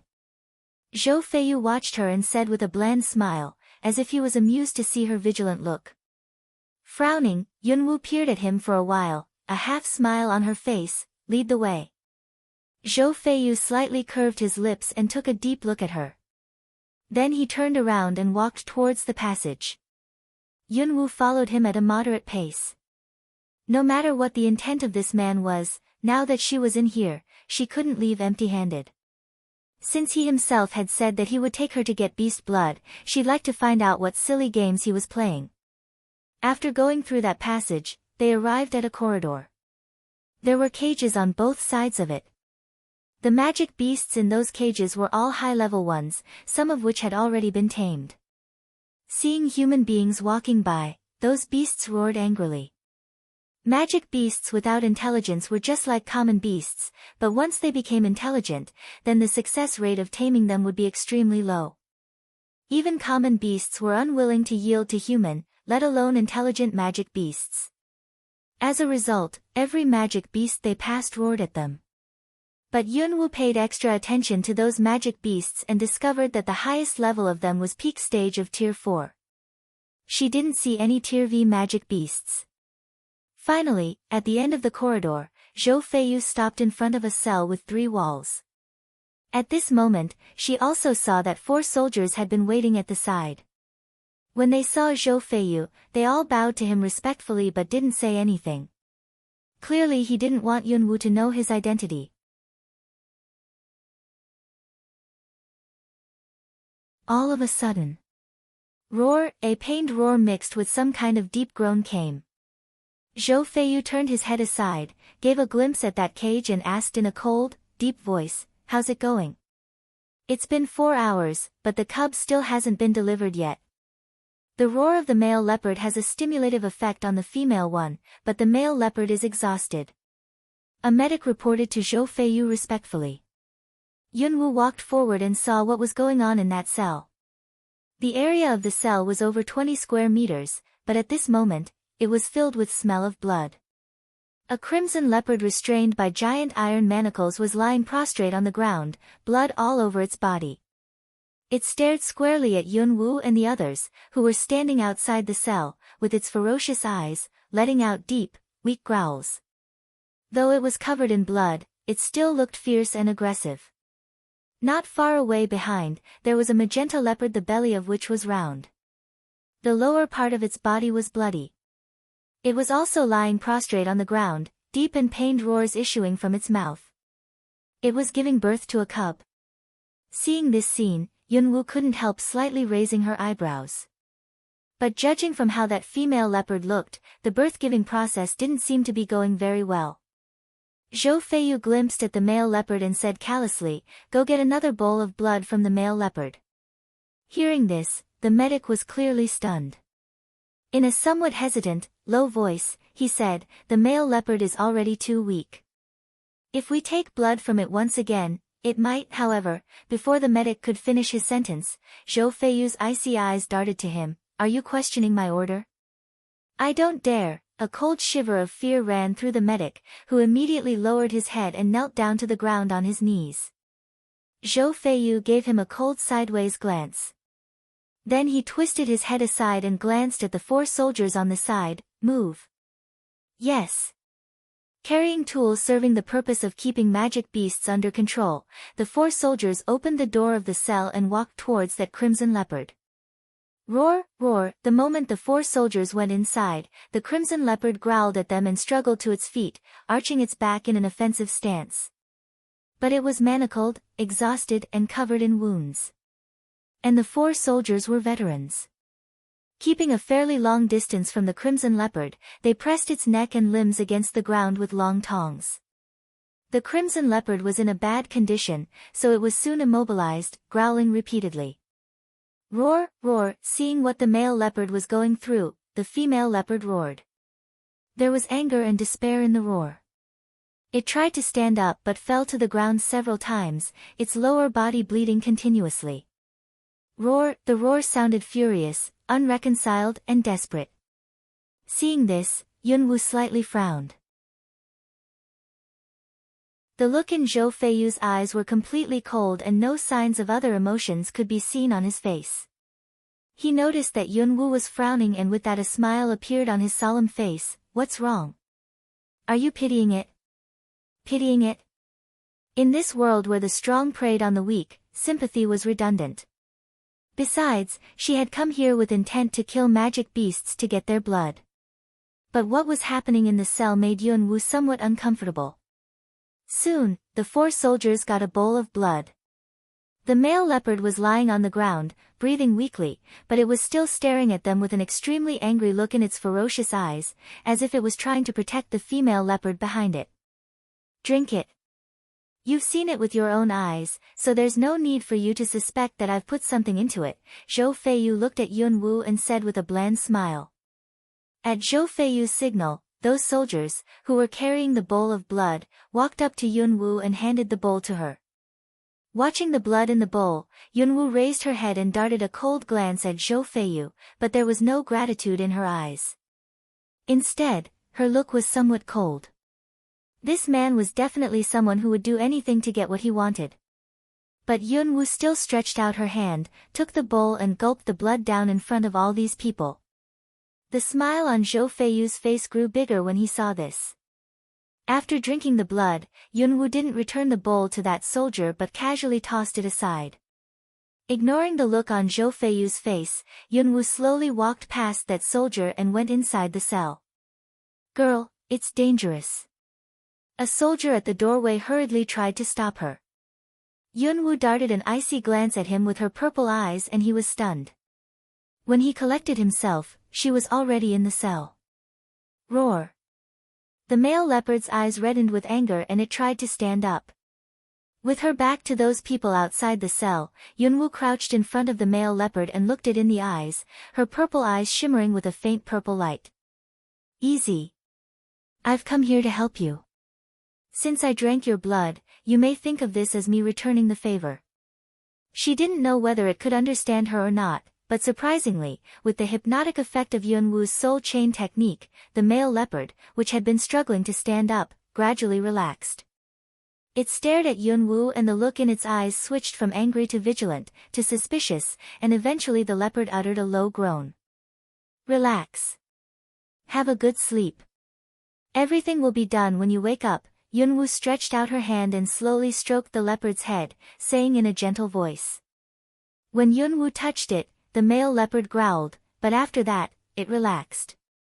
Slowly, it closed its eyes, as if it had been hypnotized. Outside the cell, Zhou Feiyu, the medic and those soldiers were all surprised by this scene. What was going on? That was a Tier V blaze leopard. It had been more than a year and a half since this leopard was shipped here. It had been through numerous training sessions but still hadn't been tamed due to its daunting ferocity. Even at this moment when it was feeble, it still refused to let humans get close to it. But why was this happening? Was it really too feeble? Roar, the female leopard roared. Unexpectedly, seeing that the male leopard didn't react, it managed to gather some strength, picked itself up and pounced on Yunwu. Zhou Feiyu, who was outside the cell, frowned and meant to take action. But the next second, he was transfixed by what he saw. His eyebrows lifted and surprise gleamed in his eyes. Those soldiers also watched the scene in the cell, amazed. The female leopard had barely approached Yunwu when it suddenly stopped and then slowly lay prostrate on the ground in a seemingly obedient manner, letting Yunwu do whatever she wanted. Yunwu tore a strip of cloth off her clothes, blindfolded the female leopard and then used silver needles to anesthetize the lower body of it. She took out a dagger and opened the womb tract for the female leopard. By performing womb pressing technique, she successfully helped the female leopard give birth to leopard cubs through natural labor. It took her almost an hour to get this done. Though Yunwu had medical skills, she had never delivered a baby before. But today she had delivered baby leopards, which was her first time.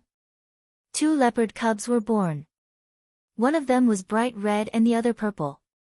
Both of them were double the size of a palm.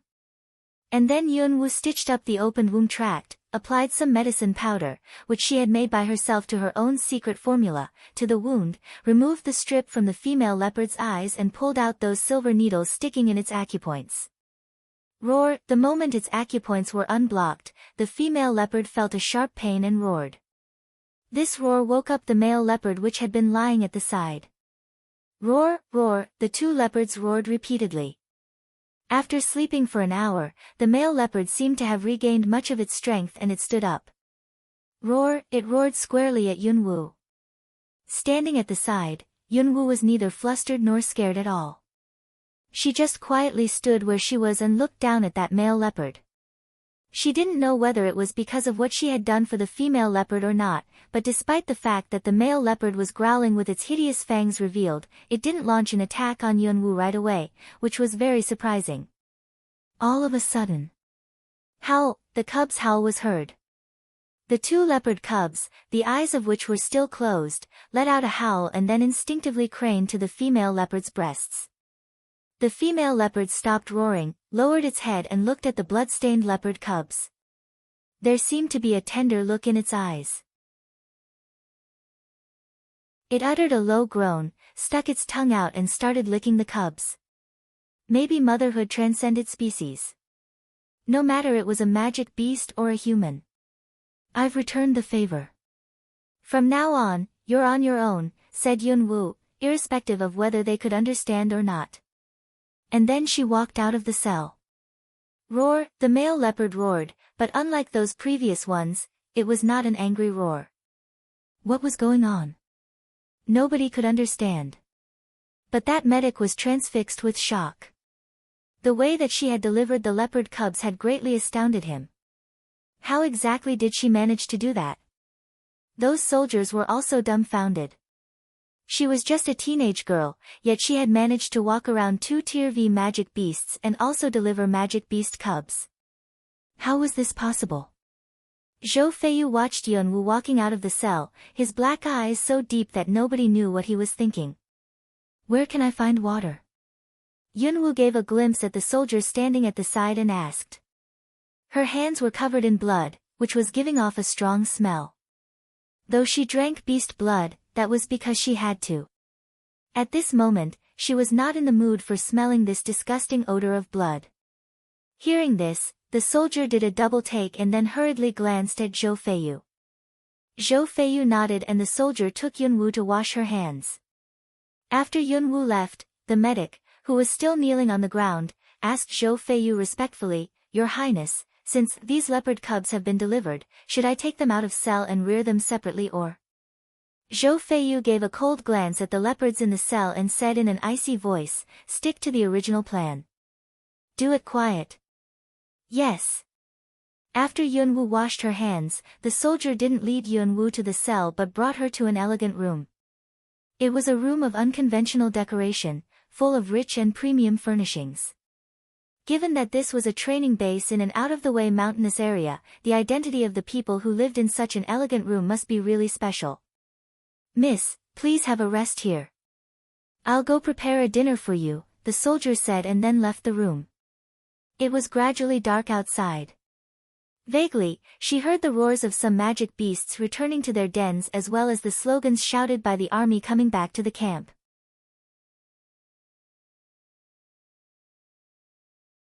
After that soldier took his leave, Yunwoo's eyes swept around the room and with that, at a gentle pace, she walked into the study at the back of this elegant room. The bookshelf in it was loaded with books. Writing brushes, ink sticks, ink slabs and paper were all available. It seemed that this Zhou Feiyu was a man adept in both the pen and the sword. But all of a sudden, Yunwoo saw a painting on the desk out of the corner of her eye and was slightly stunned when she caught sight of what the painting presented. What do you think? Did I do a good job? Suddenly a solemn voice tinged with amusement came from outside the study. She turned her head back and saw that Zhou Feiyu in black walked inside. Lips slightly curved, he was looking at her, a faint light glimmering in his black eyes. Any woman would involuntarily be attracted to such a handsome man. However, after giving a glimpse at him, Yunwoo withdrew her eyes. On the table was a portrait of her, which was of classical style. In terms of characterization, the portrait bore a striking resemblance to her. She must admit that this man's painting skills were pretty good, since he managed to draw such a good likeness of her with merely painting brushes. You seem to have violated my portraiture right, Yunwoo said in a deep voice. However, Zhou Feiyu was stunned after hearing this remark. He didn't quite understand what she meant. Irrespective of whether he understood her or not, Yunwoo stretched out her hand and took that portrait, which was then abruptly set afire. Zhou Feiyu knitted his eyebrows together. You. But then he just watched the flame in her hand and the absent-mindedness on her face, a look of amusement flashing across the bottom of his eyes. It seems that you little woman never cease to surprise me. After the portrait was burnt to ashes, the flame disappeared. Then Yunwoo turned her head aside, gave a glance at him and curved her lips in a grim smile. Speaking of surprises, is there anything more surprising than your identity? The 7th prince of Zhou dynasty. Zhou Feiyu's surname was Zhou. He had a remarkably high status in this army and also managed to reach tier 7 at such a young age. Originally, Yunwoo had been merely speculating. It was not until she saw the stamp on the painting that she became certain about it. As far as she could remember, among all those princes of the Zhou dynasty, there was a prince regent who was the youngest and well known to every household. He fought valiantly on the battlefield at the age of 12 and did a lot of impressive wartime exploits. When he was 15, the title of the prince regent was conferred on him, which was a rare exception. In most people's sight, he was second only to the emperor.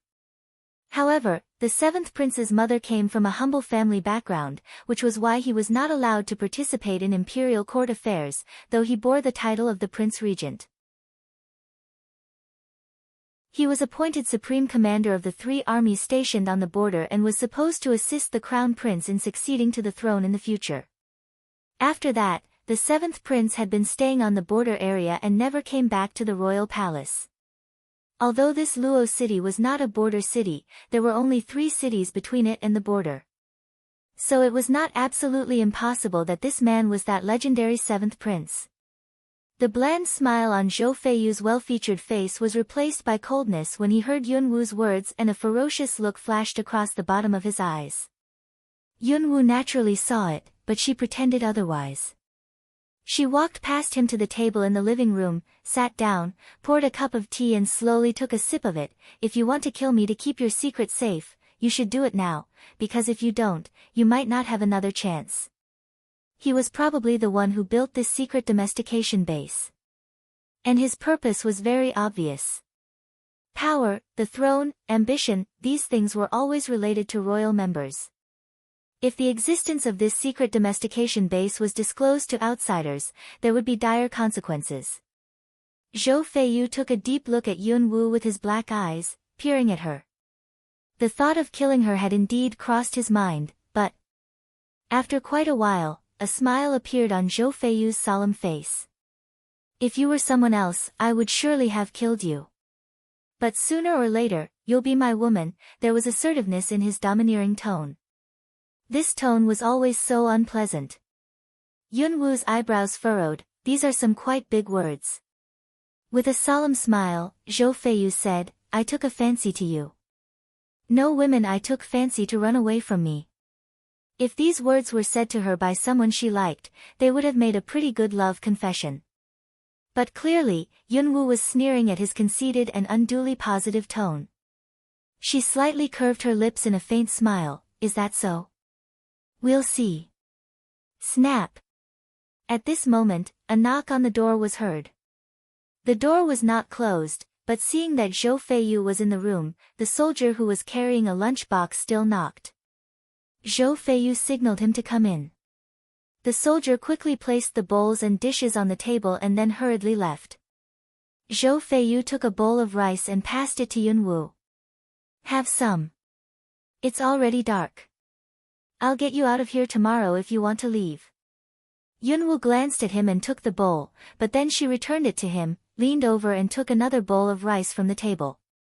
This suggested that she was very suspicious of him. Zhou Feiyu was very embarrassed. But he giggled, little woman, you seem to be very suspicious of me. Yunwoo raised her purple eyes and coldly looked at him. Do you think I have any reason to be unsuspicious of you? And my name is Phoenix Wu.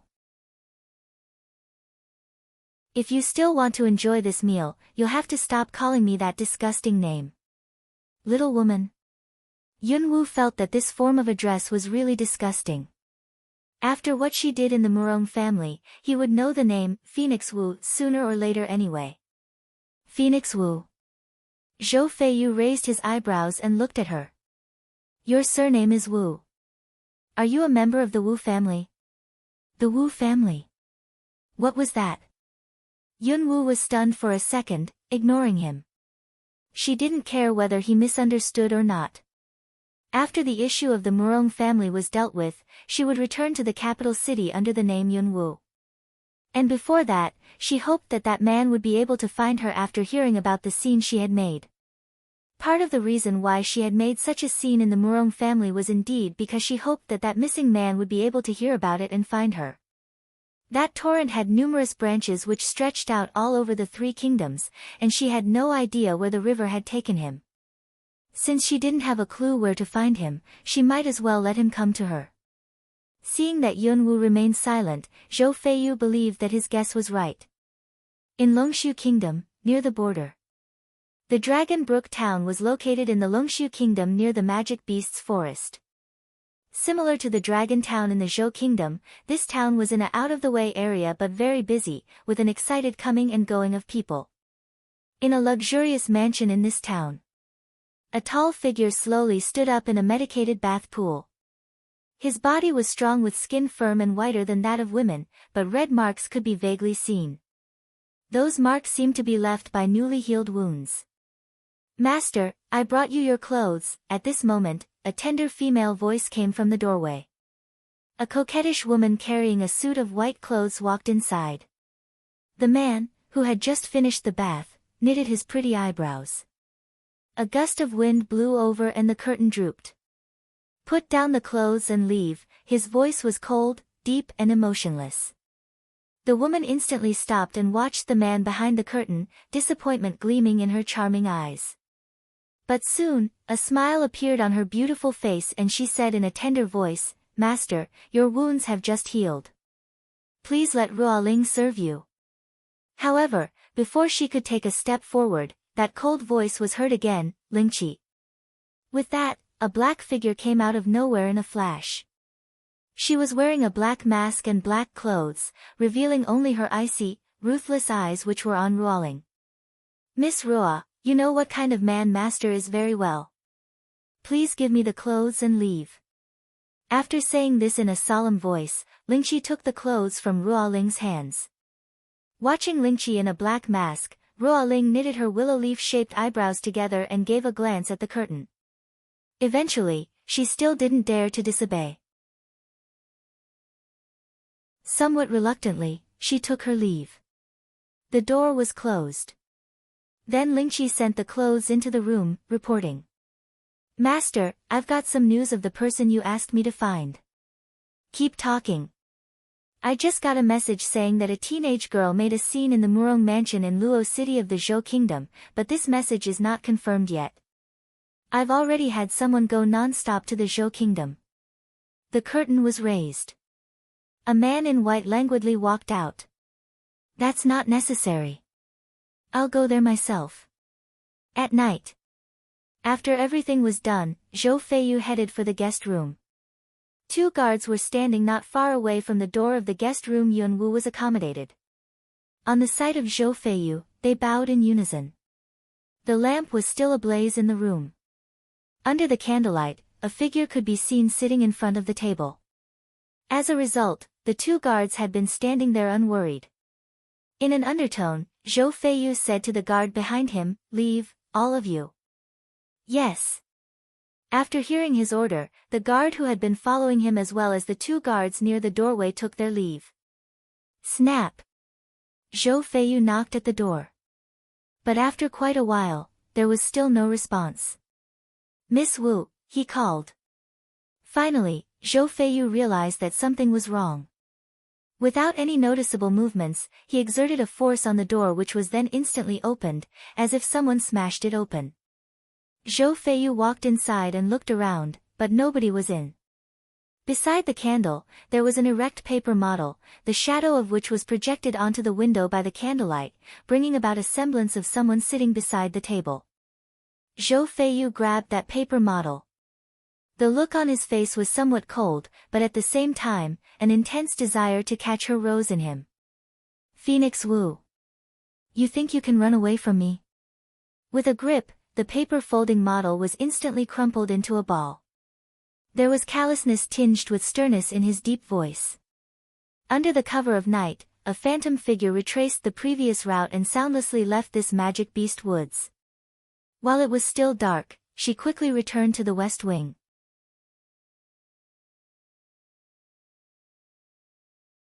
The next day, Yunwoo changed her clothes and leisurely walked out of the room. She had just walked a short distance when she saw two handmaids coming towards her carrying a basin and some other things. "Good morning, lady. Let us help you wash your face and comb your hair." Seeing Yunwoo, the two handmaids said respectfully. Yunwoo didn't know that not long after she left yesterday, Cloud Murong had publicly declared her natural mother's returning as well as the existence of his goddaughter. It was very likely that all residents of the Luo city knew it now. In merely 2 days, her identity directly ascended from a fledgling little girl, who made a scene in the Murong mansion, to a lady of the Murong family, which was very dramatic. However, this dramatic change drew members of the Ouyang family of the Water City, and they seemed very nervous. Early this morning, they arrived at the Murong mansion.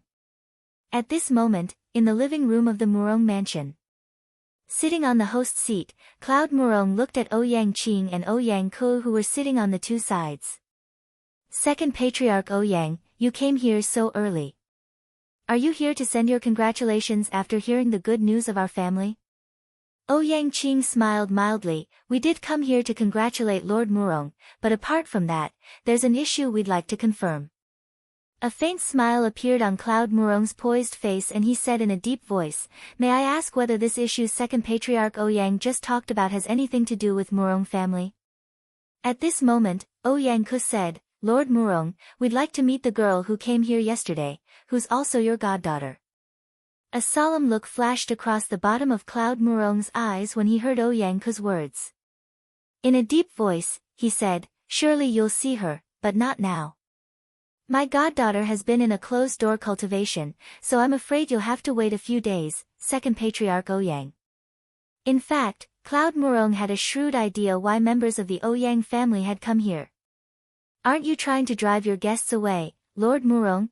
There was still a mild smile on Ouyang Qing's face, but his voice went somewhat deep. Even if he was trying to drive them away, did they dare to play hardball on the Murong family's turf? Besides, as the lord of the city, Cloud Murong's attitude could be deemed very polite. Cloud Murong didn't reply but glanced at the steward who was standing at the side.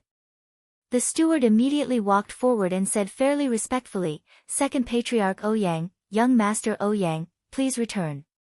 Slightly frowning, Ouyang Ke was a little annoyed. He was just about to say something when Ouyang Qing raised his hand and stopped him. "Now that Lord Murong put it this way, it seems that we don't deserve the honor. We'll take our leave right now." Upon these words, Ouyang Qing cupped his hands before his chest as a gesture of farewell and then left with Ouyang Ke. Second uncle, judging by Cloud Murong's attitude, that girl is no doubt the one we met in the Magic Beast's forest.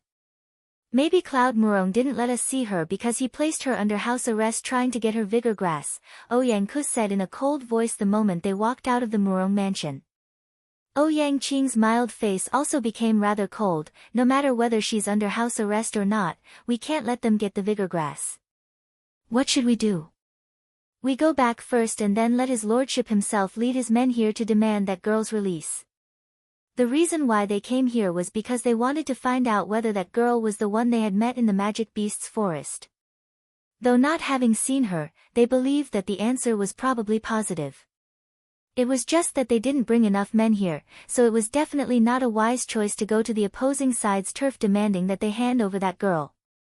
In the West Wing, with several handmaids serving her and following her around, Yunwoo felt very uncomfortable. Grandma Medicine also felt the same way, so she asked them to stay in the outer courtyard of the West Wing, telling them she would call them if she needed anything. After changing the dressings for Grandma Medicine, Yunwoo went to Little Leaf's room. She checked the wounds and refreshed the bandage. Watching all those wounds on Little Leaf's thin body, Grandma Medicine felt very distressed. She suffered so much. "Don't worry, Granny. Her condition has stabilized. Today she'll wake up, and then after half a month or so, she'll fully recover." Hearing Yunwoo's words, Grandma Medicine was relieved. However, it seemed as if the pensiveness on her face would never dissolve. Seeing this, Yunwoo had a shrewd what the reason was. But she pretended that she didn't know, asking, "Granny, you seem to be preoccupied. What's wrong?" Watching her with a tender and protective look in her eyes, Grandma Medicine shook her head and smiled, "Nothing. Maybe it's because I've just come back and haven't accustomed myself to this new home. Last night, Cloud Murong took her to Wilderness Murong." Though old, Grandma Medicine was not stupid. She knew that he wanted her to persuade Yunwoo into treating Wilderness Murong. One of them was her husband, and the other was her son. She cared much about them. But she couldn't take advantage of this girl, especially when this girl had already done so many things for her. How could she ask her to do more? The bond between people should be purely sincere. If one side tried to use the other, the bond would deteriorate. Hearing this, Yunwoo smiled but didn't bring it out into the open. "You've been away for decades. It's very normal that you feel unused to it, but gradually you'll get used to it." Grandma Medicine nodded and moved her eyes to Little Leaf, who was lying in bed. Watching Grandma Medicine, Yunwoo found that she seemed to have no other words to say. As a matter of fact, Yunwoo was touched that Grandma Medicine didn't bring up Wilderness Murong's issue. At least, Granny didn't try to use her by making immoral requests. 10 days later. During these days, Yunwoo were either in Little Leaf's room checking her wounds or staying in her own room cultivating internal chi. She refused to meet any members of the Murong family. It was said that Wilderness Murong's condition had been stable over the past 10 days. Cloud Murong had revamped the Murong mansion. Grandma Medicine and concubine Chu lived in the West Wing and the East Wing respectively. Sky Murong's mansion had been burnt, so his family had moved back to the Murong mansion, living near the East Wing. To support her natural mother, Earth Murong had also moved back from his own offshoot mansion. As a result, the East Wing became overcrowded. Cloud Murong had no choice but to have Snow Murong move to the West Wing, sparing some room for people living in the East Wing. Snow Murong, who was still recovering from her broken legs, kept making noises every day, abusing Grandma Medicine with malicious curses. Her voice was so loud that even Yunwoo, who lived in a room in the corner, could hear it now and then. It was also said that the Ouyang family of the Water City had visited the Murong mansion frequently during the past 10 days, and that even the Lord of Water City came. As regards the reason, they still came here for her. But Cloud Murong made some plans in advance and he managed to have members of the Ouyang family leave every time they came. In fact, Yunwoo hadn't always stayed in the West Wing during the past 10 days. She sneaked out several times, so she heard all those rumors which had spread through the whole city, irrespective of whether she wanted to hear them or not. But she didn't go to that forest in the suburb to hunt magic beasts. She had found a better way. When she needed beast blood, she directly went to the street where there were magic beasts on sale to order blood. Though the level of the beast blood was tier 2 at the highest, she could get it in less than a day. Something was better than nothing.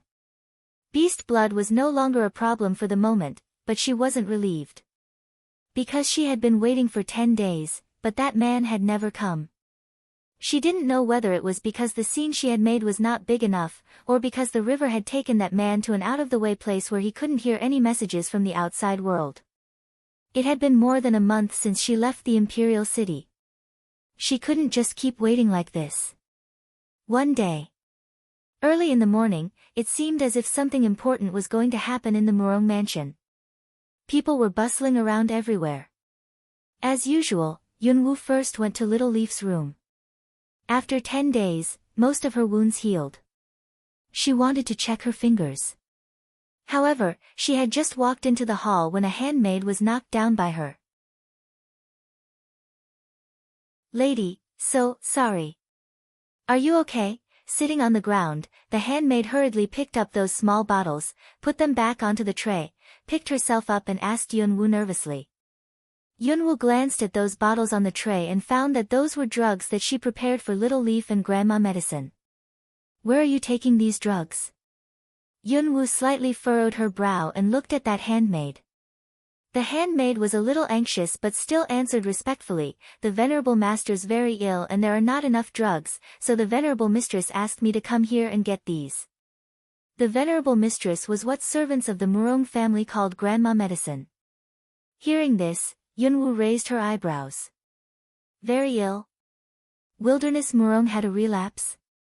During the past 10 days, Yunwu claimed that she was in a closed-door cultivation, but that day, when nobody was around, she quietly went to see Wilderness Murong. There was no wounds on him, and his qi was normal, but he was in a trance and his whole body was swollen. So far nobody had been able to make an accurate diagnosis. Actually, she didn't know what kind of disease it was either. But judging from his pulse, he should be fine for the moment. Yet today, his condition exacerbated.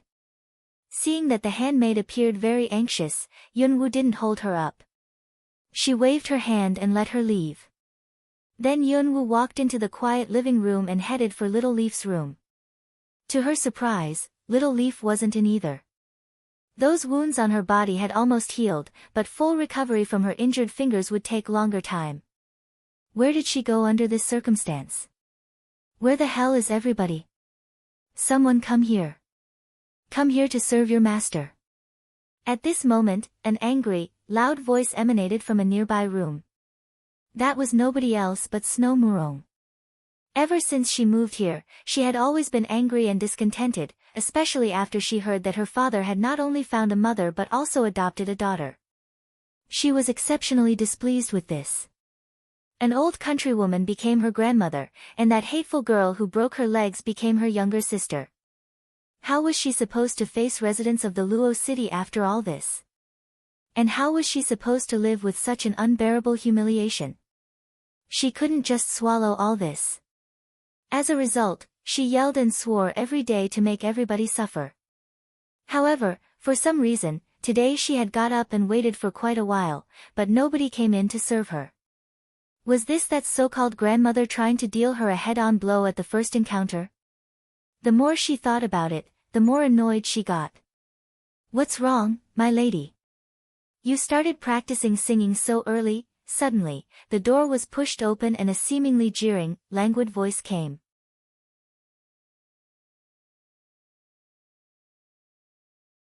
She saw that Yunwu in purple walked inside through the door at a gentle pace. Recently, Snow Murong had been yelling angrily every day. Clearly she did this on purpose. After Snow Murong saw who just came in, her pupils contracted, her eyes ablaze with anger. It's you. You shameless woman have such a thick skin. How dare you come into my sight? A smile appeared on Yunwu's beautiful face when she heard this. She was in a good mood. Why should I be afraid of coming here? Because your thick-skinned father insisted on adopting me? Speaking of which, I think it's members of the Murong family who are shameless and who should be too embarrassed to be seen by others. Yunwu believed that the reason why Cloud Murong wanted her to be his goddaughter was more because he wanted to co-opt her than because of her medical skills. Just like back in the Magic Beasts forest, both Sky Murong and Ouyang Qing tried to co-opt her when they saw her strength, but this Cloud Murong was somewhat smarter, since he knew how to take advantage of his relation with Grandma Medicine. Snow Murong became furious after hearing Yunwu's remarks and it seemed as if flames were about to spurt out of her eyes. Bullshit. Who do you think you are? Didn't you already know who I am? You father's goddaughter. Yunwu said in a contemptuous and sarcastic tone, elegantly sat down on a chair beside her, leisurely poured herself a cup of tea and took a sip. Snow Murong clenched her teeth until they were about to break. You think you deserve to be my father's goddaughter? Pooh. Let me tell you something. You'd better get out of the Murong mansion right now. Otherwise, you'll regret not having left earlier when I recover. Before blustering, this Snow Murong seemed to have already forgotten what happened in the offshoot mansion of the Murong family not long ago.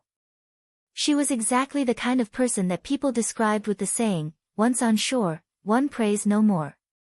The smile on the corner of Yunwu's lips stayed unchanged when she heard Snow Murong's bluster.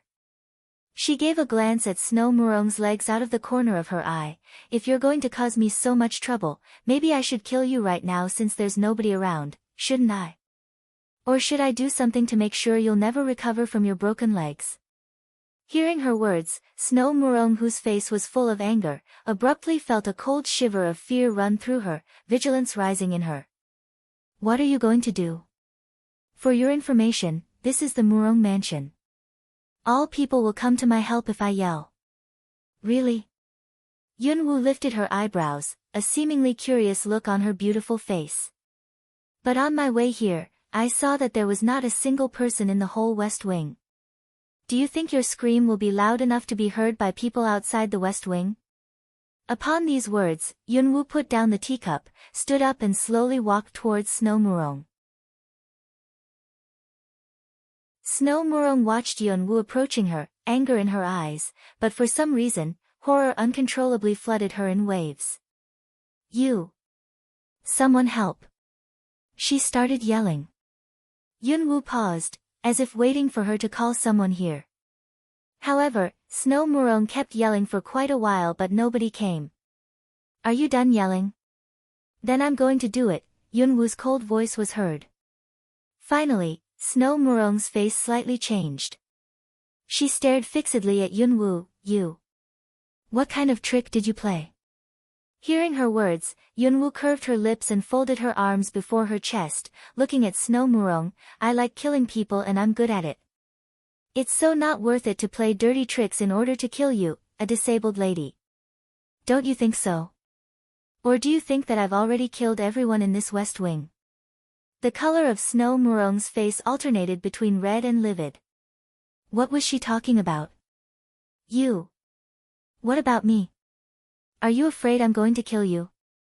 Or do you worry that I'll cripple you? At this moment, Yunwoo's smiling face suddenly went cold. I dare you! Snow Murong thundered. Yunwoo suddenly flashed up to her. Watching her amazed face, she said in an icy, low voice, Do you believe I can kill you right now?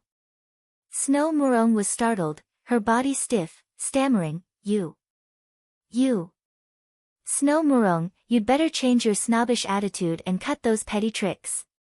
If it weren't for that you're Grandma Medicine's granddaughter, I would never have let you live after you're trying to have me killed in the Magic Beast's forest.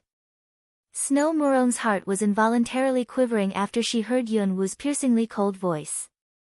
Watching Yunwoo, who was staring at her closely, Snow Murong felt her heart tremble. Anger, annoyance and hatred seemed to have been frozen at this moment. She could see it from the look in Yunwoo's eyes that she really intended to kill her. How? How dared she? But then Snow Murong couldn't help recalling the scene in the mansion of the Murong family's offshoot. She dared to. She really dared to. When this positive answer flashed across her mind, Snow Murong's face abruptly went ghastly pale, horror glinting in her eyes. Her deathly pale face and the horrified look on it seemed to be exactly what Yunwoo wanted to see. With a half-smile on her icy face, she slowly curved her lips, stretched out her hand and gently stroked Snow Murong's legs which were on the bed. Rest assured. I don't want to kill you for the moment. From now on, be smart and don't do anything stupid. Otherwise, it's very likely that one day at night, when you're asleep, your legs will be separated from your body. That would be quite a shame, right? Her voice was very, very low, as if she was mumbling and they were the only people who could hear it. The feel of Yunwoo's hands moving on her legs sent chills down Snow Murong's spine. The horror in her was expanding like a black hole as Yunwoo talked. This woman was definitely a devil. Seeing Snow Murong's stiff body and her eyes wide with horror, Yunwoo seemed to be in a very good mood, the smile on her face growing bigger. Finally, the hands on her legs were slowly withdrawn. However, before Snow Murong could relax, the cold voice was heard again, From now on, be cautious and don't offend me, because retaliation is my favorite game. Seeing that Snow Murong was glaring at her but too afraid to say anything, Yunwoo turned around with a smile and left the room at a leisurely pace. However, she had just walked a few steps away from the doorway when the sound of someone breaking things abruptly came from inside the room. Bang, bang. She knew who that was without even thinking about it. Yunwoo ignored her. Those things she was breaking belonged to her own family anyway. But after seeing that look on Snow Murong's face, Yunwoo felt exceptionally delighted. Let this be a lesson to that Snow Murong. In the East Garden. In Wilderness Murong's dwelling. At this moment, the living room of the East Garden was crowded with people. Most were sitting, but there were also some people standing. Everybody seemed anxious. Wasn't he all right yesterday? Why this morning he? What happened exactly? Sitting beside the host's seat, the third uncle said with a sullen look on his face. Earth Murong, who was beside him, said, yesterday, the venerable mistress went to see father, and then this morning, father's condition worsened. Hearing this, many people present furrowed their brows. Third younger brother, you shouldn't have said this if you haven't seen it yourself. Otherwise, elder brother might think that we're against the venerable mistress personally. Sky Murong, who was sitting in a guest seat on the right side, said in a deep voice. But everybody could understand the explicit undertone his words contained. Second elder brother, I'm not making this up. Ever since the venerable mistress came back, she has always been going in and out of father's room. Everybody in this family saw it. She claimed that she had medical skills and is now trying to treat father with those bottles and pots nobody knows where she got from. Hearing this, the third uncle's brow furrowed. Treat him? How can she treat him? Didn't the doctor say that no treatment should be carried out before the messenger drug is found? Third uncle, I tried to stop her, but elder brother trusts the venerable mistress and said that we should let her have a try. What else could I have done? Nonsense. Angry, the third uncle smacked a palm on the table. What's wrong with his lordship? He inexplicably acknowledged a woman as his mother and also adopted a daughter. Now the venerable master is critically ill, but he still allows that person mess around. Isn't he risking the venerable master's life? That's true. Even the medic who has superb medical skills didn't know how to treat this disease. Yet that old woman can treat it. Isn't she deliberately trying to make things worse? I think that old woman's identity is very suspicious. Maybe she's afraid that the venerable master will see through her if he recovers, so she wants to. Yes. It's been decades after that happened. Who can still remember? If we allow her to treat the venerable master, I'm afraid the venerable master will be. People in the living room started speculating, each speculation more ungrounded than the former. The look on the third uncle's face was becoming more and more sullen. He did still remember grandma medicine, but it had been decades, and nobody could verify her version of events. How could they know what her true intention was? Instantly, the third uncle stood up. Enough. Let's go there and see what's going on. Hearing this, all those sitting around also stood up, followed the third uncle and headed for the inner courtyard. In a spacious room. Sitting beside a bed, Grandma Medicine was feeling the pulse of that fatty lying in bed. The fatty in bed was nobody else but that Wilderness Murong. He seemed to be barely in his 60s but was bloated. At first sight, anybody would think that he was a fatty. Mother, how's he doing? Watching Grandma Medicine who had just withdrawn her hand, Cloud Murong asked in an undertone. With a sepulchral look on her face, Concubine Chu was standing beside him, but because of Cloud Murong's presence, she tried to conceal her true feeling. His pulse is much weaker than it was yesterday. Maybe it is because of the loss of blood. Now the bleeding has stopped. I'll check him again in a while, said Grandma Medicine. Watching the bandaged arm of Wilderness Murong, Cloud Murong knitted his eyebrows tightly together. Why did his skin crack without good cause? Grandma Medicine furrowed her brow with a deeply concerned look on her face. The distension has been exacerbating and people's skin has limited elasticity. Judging from the current situation, his skin is probably under too much strain. As a result, blood had spurted out the moment the wound had cracked. If it weren't for that they discovered very soon and stopped the bleeding in time, there might have been unimaginable consequences.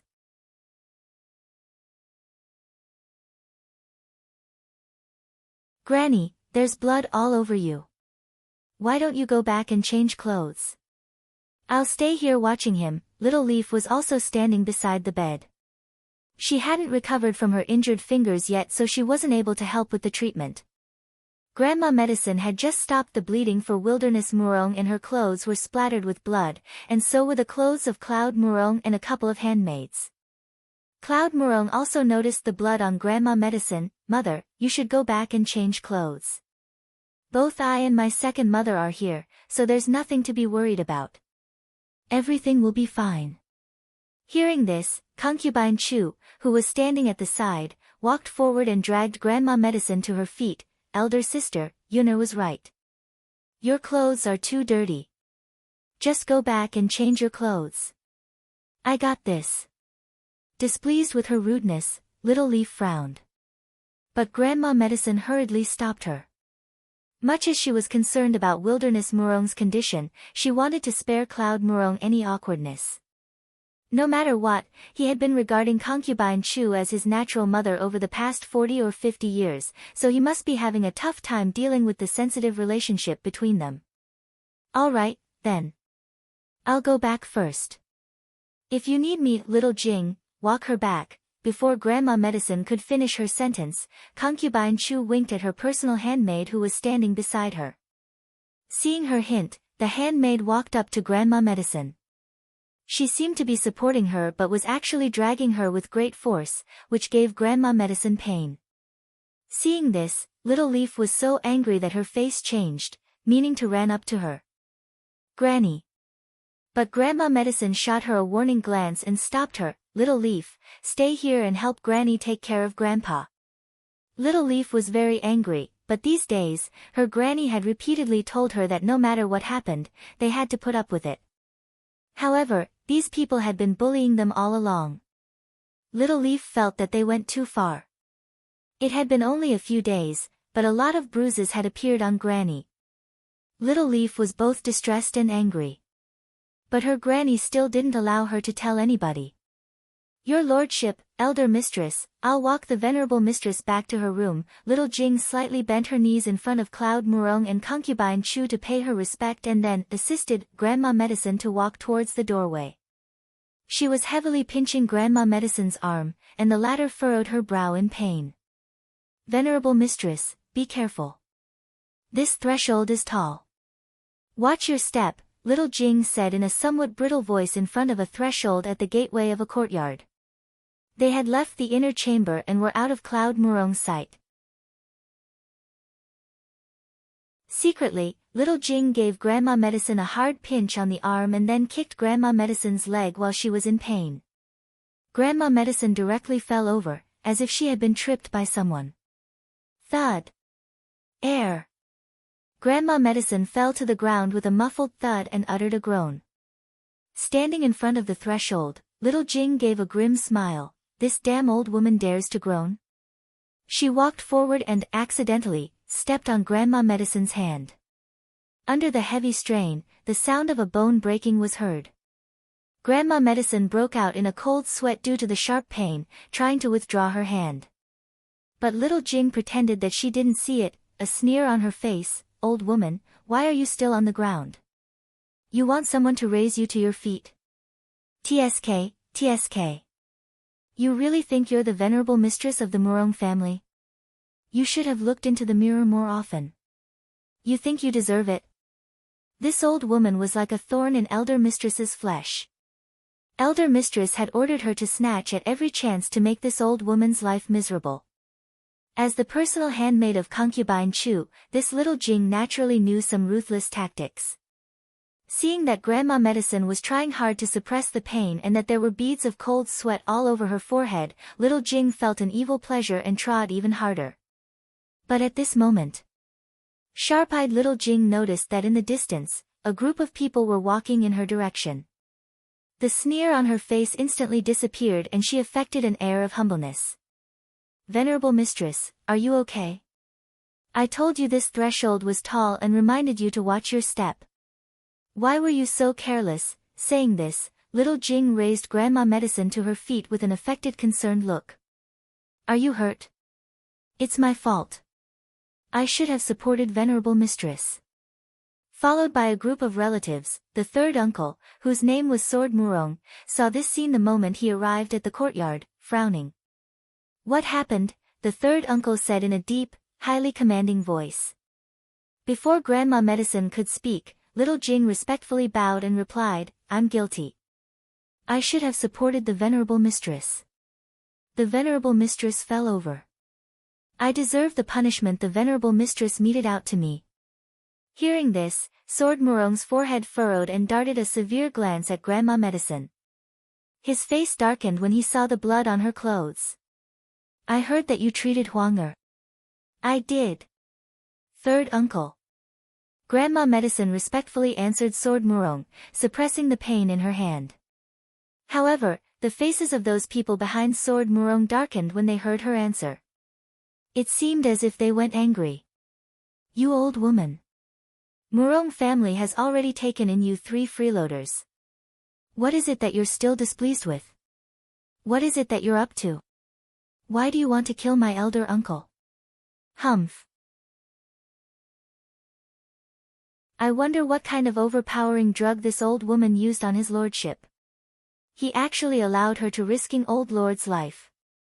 I'm telling you, old woman, if anything happened to old lord, I'll skin you alive with my own hands." Grandma Medicine's face went paler and paler as she heard those doubts and threats expressed in angry voices. She knew that almost the whole Murong family doubted her identity. They disagreed with her return and even suspected that she had bewildered Cloud Murong with some kind of trick. For the sake of her son, she was willing to swallow any humiliation and any pain was bearable for her, but today, after hearing all these suspicions and angry voices, even if she could swallow all their remarks, how could she not feel miserable? Seeing that Grandma Medicine kept silent, everybody believed that she admitted her sins tacitly. "Humph, like I said, this old woman harbors malevolent intentions. I believe the reason why old lord's health deteriorated so rapidly was because this old woman did something to him. I can tell she's an evil doer on the sight of her looks." "Then in your eyes, what does a good doer look like?" Right on cue, an extremely apathetic voice came from behind the crowd like a giant rock fallen from the sky. Hearing that voice, all those who were making harsh remarks furrowed her brow and asked in a deep voice, "Who is it? Who's talking? What is it?" After they turned their heads back and looked in the direction of the source of the sound, everybody was stunned. That was a very beautiful teenage girl about 15 or 16 years old, with willow leaf-shaped eyebrows, starry purple eyes and snow-white skins. Her purple clothes provided a perfect foil for an air of nobility mixed with apathy about her. This teenager girl seemed to be exerting a kind of lethal charm even if she wasn't talking. When did this teenage girl as beautiful as a figure in a painting came to the Murong mansion? Yunwu coldly glanced at the crowd and then slowly walked forward. Surprisingly, those people involuntarily made way for her. "I heard that all you gentlemen are very displeased with us 3 freeloading outsiders." Hearing this, everybody was stunned. What did she mean? "You, old man. You led all these people here to express your displeasure. What do you want to say? Today, you might as well spit it out in front of me. You don't have to tell outsiders that we're the Lord's mother and goddaughter, when actually, in private, you all despise us. You might not think it's shameful, but I do." Upon these words, Yunwu looked in the direction of Sword Murong. Sword Murong's face was sullen. Given the extraordinary endowments of this teenage girl, he believed Cloud Murong did the right thing by adopting her to co-opt her, but she was too arrogant. How dared she talk to him like this? The faces of all the others present also instantly went livid after hearing her words. She was the goddaughter of his lordship. Many people of the Murong family hadn't met Yunwu yet. Seeing that she made such remarks in front of the elders of the Murong family at the first encounter, all people present were somewhat annoyed. Grandma Medicine hurriedly walked up to Yunwu and grabbed her hand. "Wooer, this is the 3rd uncle, one of the elders of our family. Don't talk to him like that." An elder? In her eyes, even that Cloud Murong was merely a thick-skinned guy, and this so-called elder was just a dotard whose authority was based on his old age. However, sharp-eyed Yunwu noticed Grandma Medicine's red and swollen hand on which there was still half a distinct footprint. Abruptly, a murderous look flashed across the bottom of her eyes. She turned her head aside, purple eyes sweeping around. Eventually, her eyes rested on little Jing, who was stealthily hiding behind others. When the piercing look was darted at her, little Jing's heart lurched and she subconsciously took a step backwards. With a flip of her hand, Yunwu drew a black whip out of thin air and swung it. Like a swift snake, the black whip abruptly shot at little Jing. Standing in front of little Jing was a member of the younger uncle generation. Seeing Yunwu's sudden move, he thought that she was targeting him. His face suddenly darkened. Tier 6 peak stage chi surging out, he quickly fought back against Yunwu. Thud. Two forces impacted with each other, making a muffled bang. That younger uncle's face abruptly changed. When that whip came at him again, he sidestepped the blow in a somewhat embarrassing way. She was actually more powerful than him. When that younger uncle's face blushed scarlet, that black whip quickly wrapped itself around little Jing's waist. With a violent swing of the whip, Yunwu heavily threw her away towards the stone arch. With a loud bang, that stone arch seemed to have been cracked under the force of the collision. Pooh! With a muffled crash, little Jing's body hit the stone wall and spat a mouthful of blood as she landed. She nearly passed out. Seeing this, the faces of Sword Murong and all others present darkened. Phoenix Wu, why did you do this? Sword Murong reprimanded in a deep, angry, and cold voice. Seeing that little Jing was thrown away, that younger uncle, who had just dodged aside, still thought that Yunwu was aiming at him, and that she mistook little Jing as the target. His face was extremely sepulchral.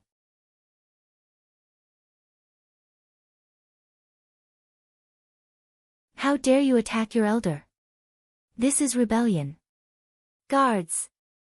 Tie her up. The third uncle reprimanded, and with that guards quickly flooded into the courtyard from various directions. Anxious, Grandma Medicine hurriedly stepped forward and hid Yunwu behind her. Third uncle, please don't be angry with her. She's still young and didn't mean those impertinent words. You old woman. It's not your place to talk. Get lost, before that person could finish his sentence. Slap. The sound of someone's face being slapped was distinctly heard. Before that younger uncle could react, a clear handprint appeared on his face, his eyes glinting with confusion. What she did also amazed everybody else present, including Grandma Medicine. Yunwu looked at him coldly. This slap is for my granny, who's also your sister-in-law. After saying those words in an icy cold voice, Yunwu swung the whip at little Jing, who was trying to pick herself up from the ground, once again. She pulled the whip and little Jing was dragged over, lying prostrate in front of her. Under the gaze of the crowd, Yunwu raised her foot and then heavily trod on the back of her left hand. Snap! A distinct sound of bones breaking was heard.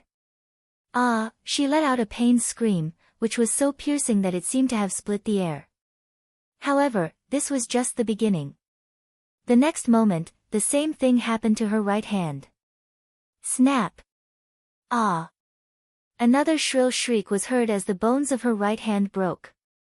The sharp pain in her hands was so unbearable that little Jing rolled her eyes and passed out on the spot. Seeing this, all people present furrowed their foreheads. What a ruthless girl. There are so many elders in front of you. What are you doing?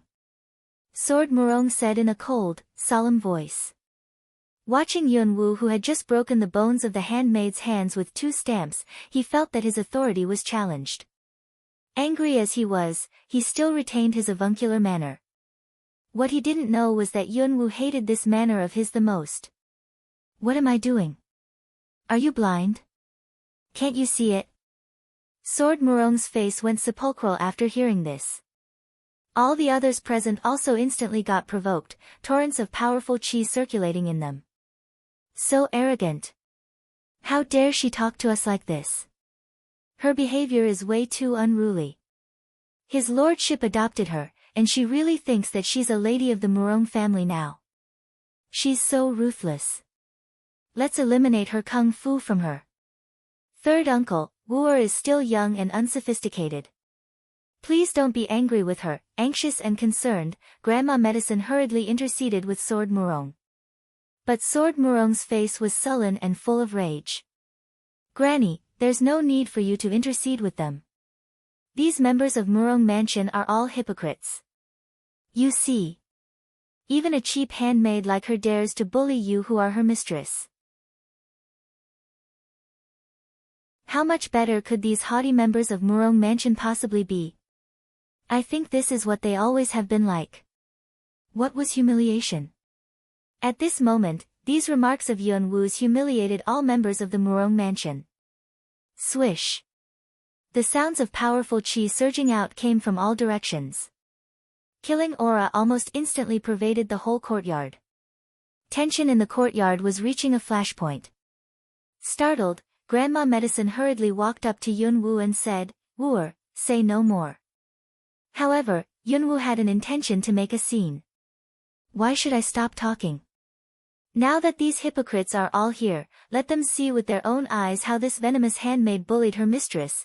Yunwu grabbed Grandma Medicine's hand and raised it, revealing her red, swollen hand which blood was oozing out of. On the back of the red, swollen hand, a footprint could still be distinctly seen. Even a fool could tell that somebody did this on purpose. Sword Murong knitted his eyebrows. They all knew that little Jing, who was lying unconscious on the ground, was concubine Chu's personal handmaid. Was she really? I'm fine, Grandma Medicine withdrew her hand. Granny, I brought you back to this Murong mansion not to let you be bullied.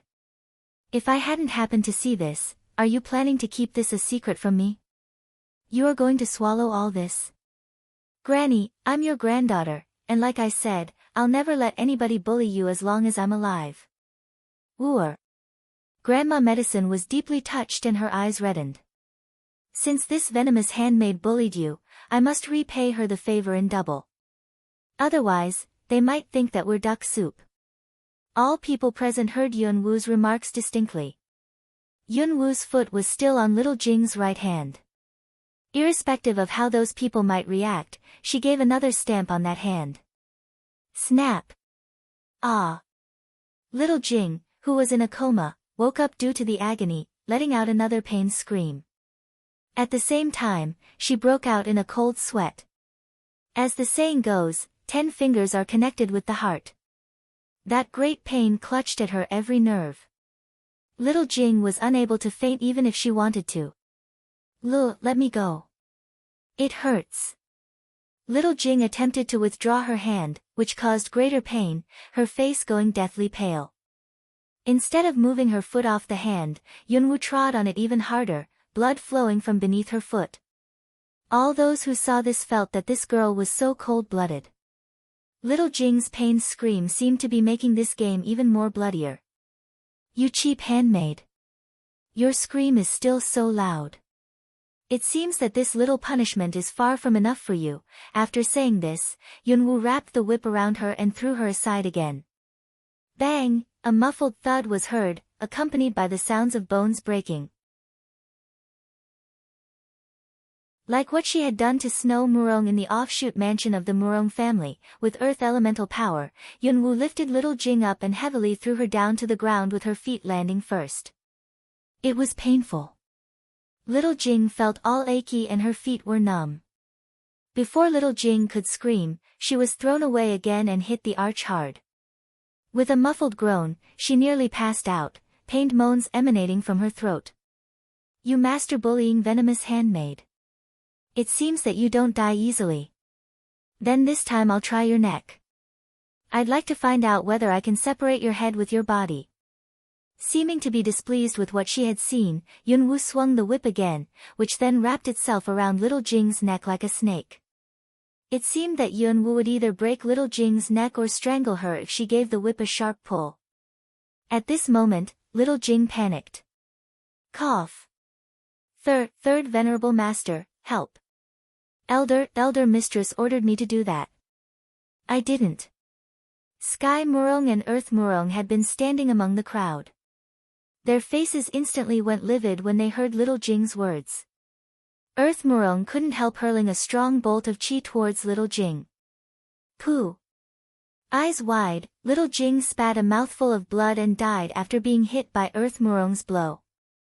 Yunwu didn't try to stop Earth Murong from killing little Jing, since all these people had already heard what she wanted them to hear anyway. Eventually, she would also kill her if Earth Murong hadn't. But Earth Murong's behavior gave her an opportunity to expose his true intention. TSK, TSK. A natural son is a natural son after all. You know that your mother did shameful things, so you murdered the witness in front of so many people, but all these people are pretending that they didn't see it, as if they were blind. You guys of Murong Mansion are really one of a kind. The look on Sword Murong's face was extremely sepulchral. And all the others present also furrowed their brows and glanced at Earth Murong, wavering between launching an attack on Yunwu and figuring out what was really going on first.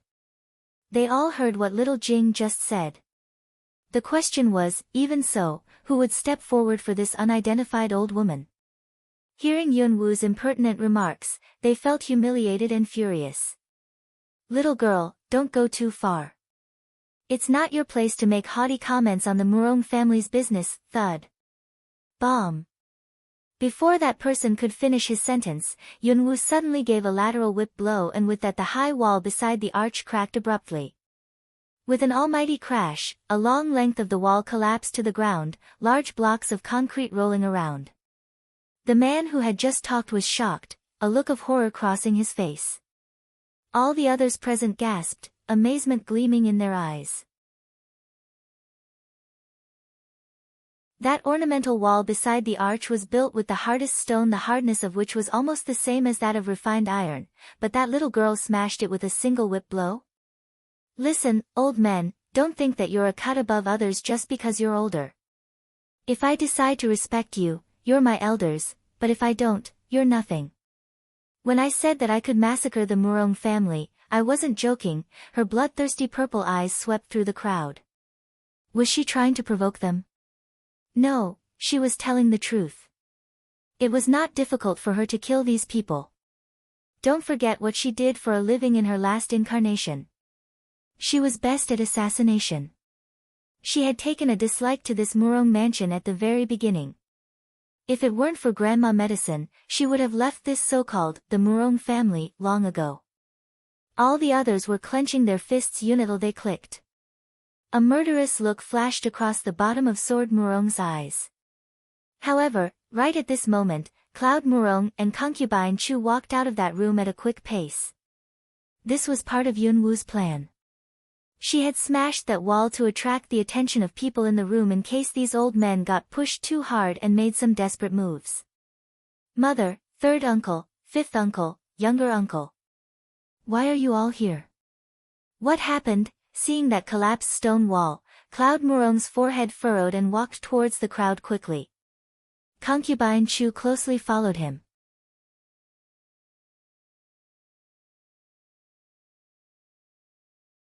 When Concubine Chu saw little Jing's body in the corner, her face instantly changed, but she managed to cover all her other moods very well. What happened? Why is the courtyard in such a mess? Your lordship. Elder mistress. Everybody present respectfully greeted Cloud Murong, except for Sword Murong. Yun'er, today, as your third uncle, I want you to evict these unrelated people from Murong family right away. Otherwise, I'll call the elder of the family here. Hearing this, Cloud Murong was stunned. Grandma Medicine was transfixed, but Concubine Chu was delighted. What do you mean, third uncle? Cloud Murong furrowed her brow, clearly having no idea what was going on. You don't understand. Look around here. You will understand my words once you know what has just happened here and what that fledgling little girl has just said. Now for the second time, as your third uncle, I'm asking you to evict these three irrelevant people, immediately. That so-called avuncular, steady manner of Sword Murong had been long gone due to the fury in him. On his face was an extremely black look. Hearing this, instead of getting anxious and angry, Yunwu slightly curved her lips. Is this embarrassed, angry old man asking us to leave? I was actually expecting this, because we really don't want to stay here any longer. Wooer, don't get emotional. Godfather will handle this. Cloud Murong turned his head around and looked at Yunwu. But Yunwu showed him no respect. Arms folded before her chest, she coldly looked at him. You'll handle it? Can you? Look at your mother's hand. That handmaid trod on it and almost broke it. As a son, you failed to protect your mother, and you don't even know which one of your mother's hands got hurt after I told you this. Rather anxious, Grandma Medicine hurriedly withdrew her hand and stopped Yun-woo. Say no more, wooer. I'm fine. Granny, I brought you back to live a better life with your son, not to be bullied by these haughty people. Now even a servant dares to hurt you. If things keep going this way, maybe one day you'll be killed by some blind bastard and this son of yours might not know about it. What good is it having a son and a husband if that's the case? Cloud Murong's brow furrowed as he heard Yun-woo's remarks, but out of the corner of his eye, he also saw Grandma Medicine's red, swollen hand which she was trying to hide. A cold, angry look flashed across the bottom of his eyes. Who did this? His deep, commanding voice was tinged with rage. A sneer appeared on Yun-woo's face. You'll have to ask all these people present this question. That cheap handmaid had just given the name of the mastermind when she got killed by this third patriarch of your family. Now, I think he's going to make a countercharge against us. Earth Murong's face went livid as he heard these sarcastic words, his fists clenching until clicking.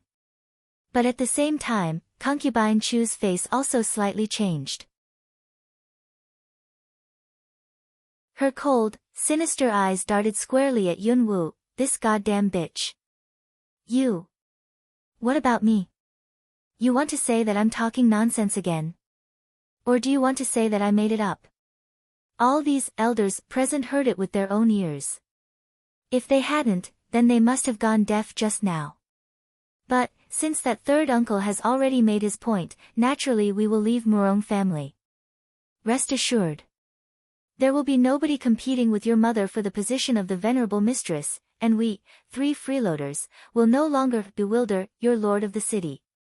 Before Earth Murong could speak, Yun-woo talked. Though her tone was casual, she directly conveyed all that should be conveyed.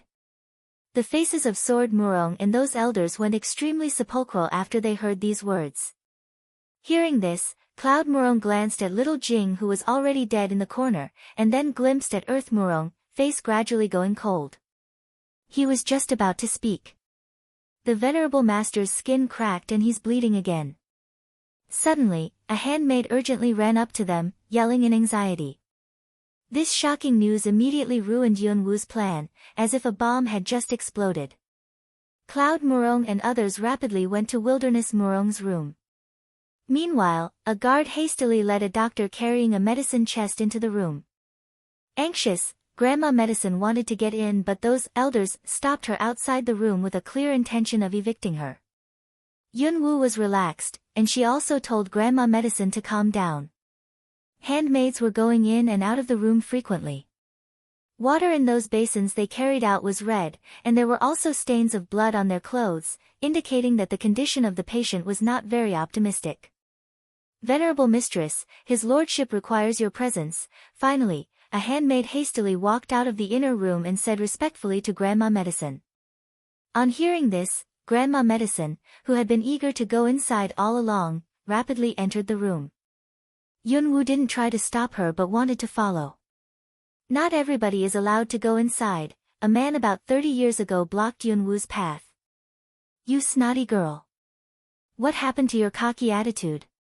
You said that you would leave, so get your ass out of Murong family right now. However, before that man could finish his sentence, Yun-woo's figure twisted in front of him and disappeared in the blink of an eye. She was nowhere to be found and they couldn't even detect her chi, as if she had vanished into thin air. What happened? She was right in front of them just now. How could she just disappear like that? Astonishment and disbelief gleamed in the eyes of those outside the door. Inside the room, there were a lot of people standing in the spacious inner room, which made it seem a little crowded. At this moment, Sword Murong was standing beside the bed. Grandma Medicine wasn't treating the patient. Clearly Sword Murong didn't allow her to do so. That doctor was still trying hard to stop the bleeding caused by the cracked skin. Little Leaf was standing behind the crowd. She was crowded out by those elders. Elder sister. Little Leaf grinned at her and called when she saw Yunwoo, who had just suddenly appeared behind her. Yunwoo raised her finger to her lips as a sign for silence. She looked in the direction of Wilderness Murong lying in bed. Compared with what he looked like the first time Yunwoo sneaked in here to see him, Wilderness Murong was now clearly a lot more bloated. She exerted her spiritual power on Wilderness Murong and found that his body was reaching its limit. Without proper medical treatment, his body would probably explode in a day or two. Originally, Yunwoo planned to stand by, but seeing Grandma Medicine's red eyes and her anxious look, she couldn't help giving a sigh. In front of all those people, she strode forward and pulled aside the doctor, who was sweating buckets. And then, with a sudden move of her fingers, 3 silver needles swished forward and stuck into Wilderness Murong's arteria carotis, right shoulder and armpit. Everybody present was stunned by her abrupt behavior. Sword Murong was standing beside the bed. His face suddenly darkened. What are you doing? You cheap little girl. Stop. Taking advantage of this opportunity, Concubine Chu mobilized her fighting spirit and swung a slap in Yunwoo's direction. She had been meaning to teach this damn girl a lesson for a long time. But the next second, her hand instantly paused in midair. It turned out that a silver needle had stuck into one of her acupoints. But right at this moment, Yunwoo slit Wilderness Murong's left hand with her palm, and almost at the same instant when the skin was cut open, a fountain of blood abruptly spurted out, splattering around. However, Yunwoo managed to take Grandma Medicine and flash behind Little Leaf. Father! Old Lord! Exclamations of panic were heard in the room. Cloud Murong and all others present flooded towards the bed and were splashed with blood. Wooer, why did you? Grandma Medicine also appeared startled, face full of anxiety. Yunwoo said to her in a low voice, Granny, his body is reaching its limit. If we don't bleed him, he will explode and die in 1 or 2 days. Rest assured. He'll survive the bleeding. Grandma Medicine was stunned by her words, and with that she was relieved. Pulling a wry face, she looked at Yunwoo and said, Wooer, don't do such scary things again. I'm really frightened. If I want to scare people, I'll scare them. Yunwoo made an inexplicable remark, a cold look flashing across the bottom of her eyes. Naturally, Grandma Medicine and Little Leaf couldn't understand. But at this moment, one of those people at the rear of the crowd turned his head back and saw Yunwoo and the other 2 who were standing behind him. Face full of anger, he thundered, You bitch! How dare you kill Old Lord?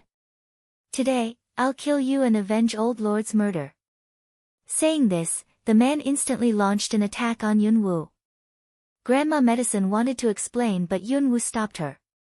It seems that you people of Murong family always try to kill us whenever you got the chance. Saying this in a cold voice, Yunwoo flashed aside, dodged that man's blow and then dealt an edge-hand blow to that man's neck. Thud, that man fell to the ground. The man who attacked Yunwoo was nobody else but that younger uncle who was at tier 6 and had tried to fight her in the courtyard. Some people just couldn't stop courting humiliation. No matter what the reason was, as long as they felt that they lost face, they snatched at every chance to take revenge. How dare you continue hurting people? After seeing what Yunwoo did, all those elders in the room went furious, their chi flaring up. Enough! Everybody stop! This is my father's room. Please be quiet, uncles, Cloud Murong reprimanded in a deep, angry voice. Hearing this, all people present furrowed her brow. Sword Murong's face was also sepulchral. Wooer, do you by any chance know how to treat my father's strange disease? Cloud Murong looked in the direction of Yunwoo. He saw Yunwoo treated people with bizarre medical skills before, and the drugs she made also had great efficacy. Besides, Grandma Medicine was here, so she wouldn't do anything she shouldn't do. As a result, after seeing what Yunwoo did, Cloud Murong was wondering whether she was rendering medical treatment to his father. But Yunwoo didn't even turn her head back, saying in a cold voice, I don't know how to treat him. Neither do I want to. But this quack doctor you invited here was merely pushing your old lord closer to death. What did you say? You fledgling little girl. How dare you vilify me like this? After hearing Yunwoo's remarks, that doctor, who had just been pulled aside by her, got so angry that even his mustache lifted. Everybody knew that he was the best doctor in the Luo city.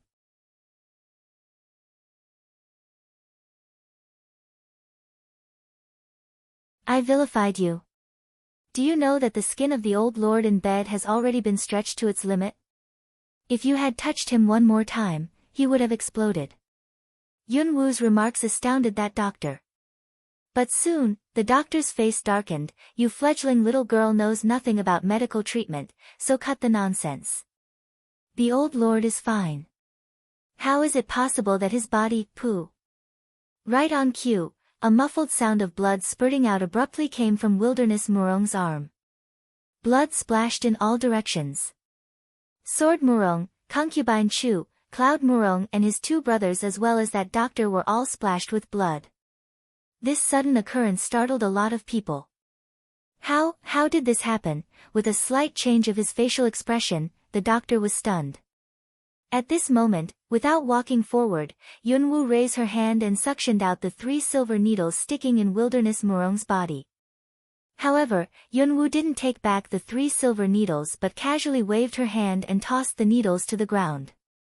Then in a seemingly unconcerned voice, she said, "It's done.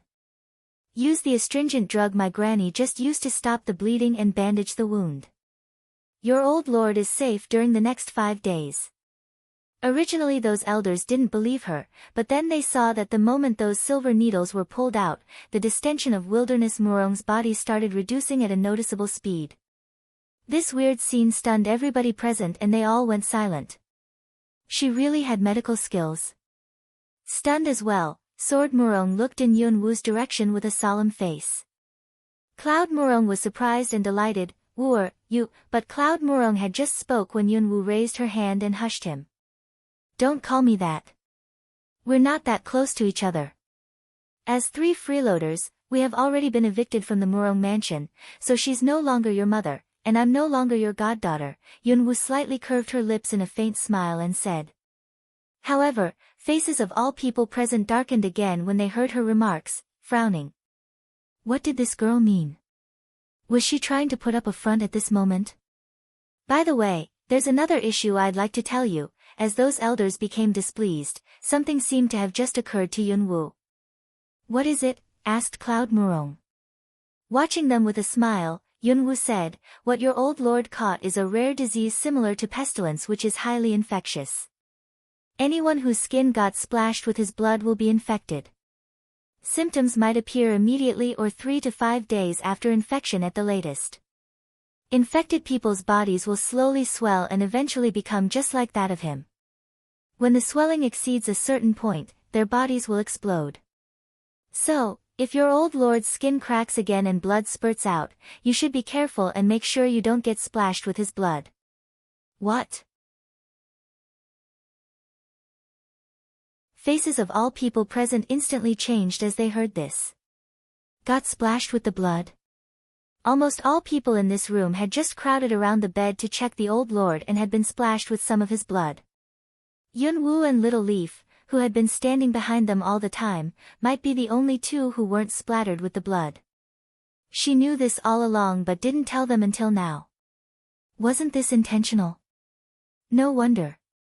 No wonder she had been standing behind them all the time and didn't even get those silver needles back. This vicious girl. Oh.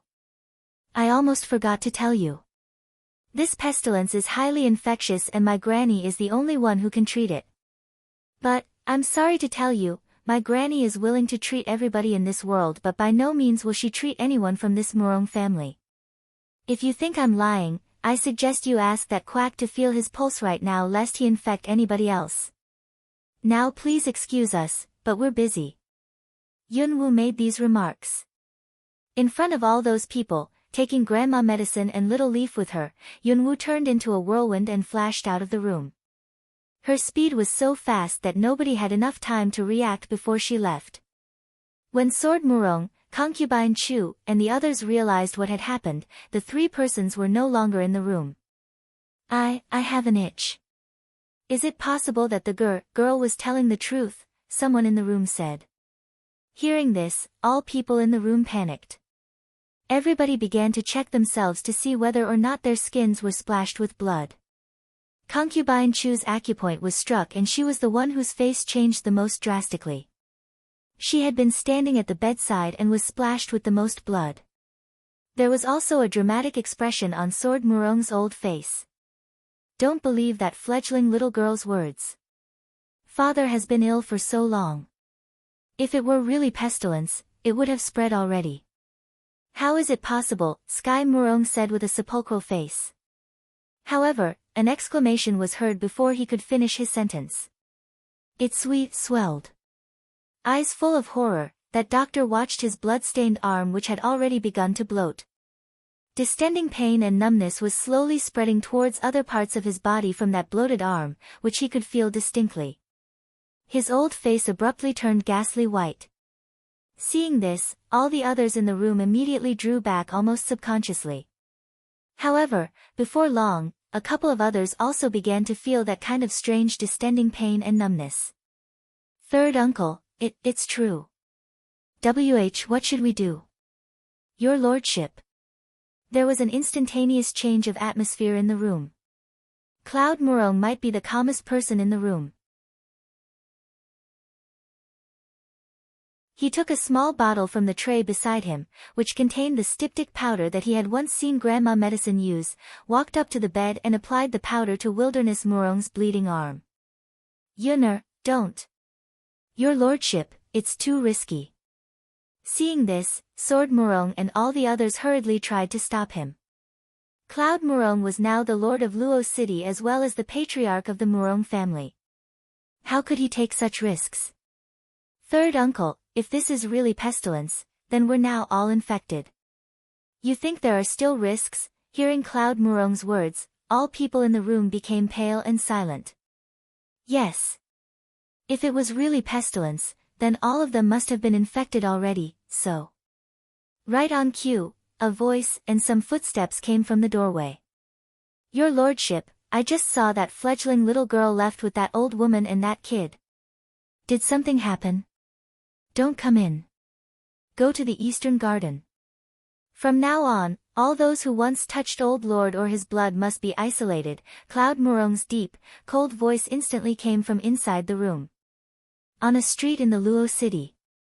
Yunwu was strolling around, seemingly curious about those commodities in the busy street. Elder sister, look at these colorful candies, Little Leaf's delighted voice tinged with amazement came. Then she started raking around in her pockets, as if trying to find the copper coins she hid as case dough. We'll take these. Yunwu directly tossed a silver ingot to the vendor, which was more than enough to pay for those candies. Grinning from ear to ear, the vendor hurriedly wrapped up those colorful candies and passed it to Little Leaf. Watching that big bundle of candies, Little Leaf was both astonished and rejoiced, but also a little worried that they overpaid the vendor. Elder sister, you overpaid for these candies. Little Leaf hastily ran up to Yunwu and said. It's okay. Elder sister has a lot of money and can buy you a lot of candies. Smiling, Yunwu stroked her little head and said. More than half of her storage space was filled with treasures, which was probably several times more than how much she could spend in her life. She was always generous to those who were good to her. Though still feeling that it was a waste of money to pay a silver ingot for these candies, Little Leaf was still very happy when she looked at that big bundle in her arms. All kids liked snacks and sweets, especially colorful ones. But she didn't eat them herself but hurriedly passed the bundle of candies to Yunwu. Elder sister, try one. Back then I said that I would buy you sweetmeats. There's no sweetmeats for sale for the moment, but candies are just as delicious. Actually, buying sweetmeats was exactly the reason why she went downtown that day. It was just that she was caught halfway home, and that small pack of sweetmeats she bought was also lost. Yunwu was stunned. Watching Little Leaf who was handing her the candies with a broad grin, she couldn't help being touched. This silly girl keeps this in mind all along. Yunwu took a candy and put it into her mouth, and then stretched out her hand and stroked Little Leaf's little head. Well, elder sister had one. You can keep the rest of them. There are so many. It's okay. You can share them with your friends after you go home. Go home. Are we really going to go home? Little Leaf's eyes lit up. Though the living condition was very good in the Murong mansion, in her eyes, it was merely an unfamiliar place. Besides, people in there frequently bullied her in private, so she didn't like that place at all. But that place was her granny's. Seeming to have just thought of something, Little Leaf hurriedly turned her head back and looked at Grandma Medicine, who was slowly walking behind them with a preoccupied face. Grandma Medicine was wearing a cape which was given to her by Yunwu to cover her blood-stained clothes. After they left the Murong mansion, Yunwu didn't take them back to the village right away but led them to this street to do shopping. Though Grandma Medicine didn't say anything, judging by the concerned look on her face, Yunwu could tell that she was definitely worried about those people in the Murong mansion. Pestilence. Grandma Medicine had never heard of this kind of disease before, but she had seen Yunwu's medical skills, so she knew by no means would Yunwu have made a wrong diagnosis. How could Grandma Medicine not worry? Watching Grandma Medicine's concerned face, Yunwu was somewhat depressed. In face, she couldn't quite understand why Grandma Medicine wasn't angry after what members of the Murong family had done to her. Why was she still worried about those people? Alas! Maybe it was because of the so-called bonds of kinship between family members, but for the moment, she couldn't quite understand. After looking around the busy street, Yunwu asked Little Leaf to stay with Grandma Medicine and then headed for the busiest part of the street. Of course, she was not really planning to go shopping. She tossed some silver ingots onto the ground at the most uproarious spot from which a shocking news soon started rippling outwards like a furious wave.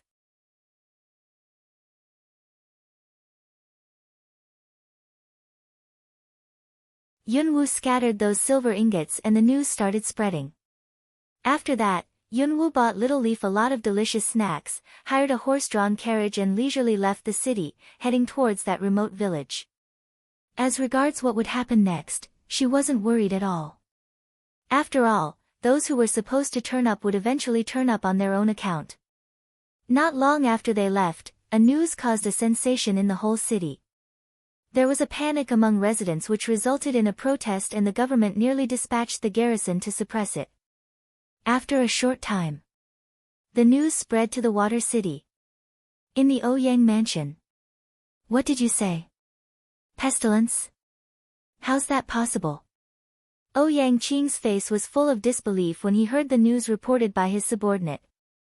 The symptoms of the disease his father caught were exactly the same as those of the disease Wilderness Murong caught. If what that Wilderness Murong caught was pestilence, wasn't this suggesting that his father also caught it? By no means could this be true. Second Patriarch, now this news has spread through the whole Luo city. In the Murong mansion, the old lord suffered a relapse. His skin cracked and blood spurted out. All those who got splashed with his blood were infected. So far, a couple of those who touched the blood has shown symptoms of distension. Even that best doctor in the Luo city himself is also infected. With a frown on it, Ouyang Qing's mild face slightly changed when he heard this. Besides, I secretly made a few inquiries outside the Murong mansion. Those infected people in the Murong mansion has already been isolated. Lord Murong included, most people in the mansion are infected. Now a junior member of the Murong family's offshoot is temporarily in charge of the Luo city. What? Even Cloud Murong is infected. A couple of figures quickly walked through the door and entered the room. Ouyang Yu was in front of the others. There was a frown and a somewhat solemn look on his mild face. Second uncle, we've just got news from the Luo city. It is said that there's an outbreak of pestilence in the Luo city, and that Wilderness Murong is the source of it. Is it true? Ouyang Ku followed Ouyang Yu into the room, a concerned look on his face. If Wilderness Murong was really the source, then his grandfather might also be. This news was also a bolt from the blue for the Ouyang family. I just heard the news myself. Ouyang Qing stood up and moved to another seat on the side, letting Ouyang Yu sit on the host seat. A couple of other members of the Ouyang family sat on the two sides of the living room. Right before I came here, I sent someone to get the medic. This morning, I found that father was not in a very good condition. After sitting down, Yang Yu said in a deep voice. Your lordship, if the news from the Luo city is true, we have to take precautions in advance, one of the people in the living room said. Yes. This issue could have serious consequences. Your lordship and second patriarch should think twice and then make proper arrangements. Yang Yu and Yang Qing furrowed their foreheads with solemn faces. If that was the case, were they supposed to isolate their father? At this moment, the guard who had just reported the news said, Your lordship, second patriarch, I also heard a rumor spreading among residents. Keep talking. It is said that only one person in the world can cure this kind of pestilence, Lord Murong's mother whom he found no long ago. Her surname is Medicine. But for some reason, this woman and her two granddaughters left the Murong mansion and returned to a village named Lian Village which is located to the west of the Luo city. Lian Village to the west of the city. Isn't that an out-of-the-way village on the border between the Luo city and the Water city? Then what are we waiting for? Let's go invite that woman here right now, Yang Ku's fifth uncle hurriedly said in a gruff voice. Fifth younger brother, let's verify the news first. No matter that rumor is true or not. The first thing we should do is go to the Murong mansion and sound them out. If it's really pestilence, then we go to invite her. Yes. His lordship is right. It's really weird that this woman whose surname is Medicine left the Murong mansion under this circumstance. Let's figure out what's going on before taking action. Then I'll go there myself and find out the truth. In the Lian village.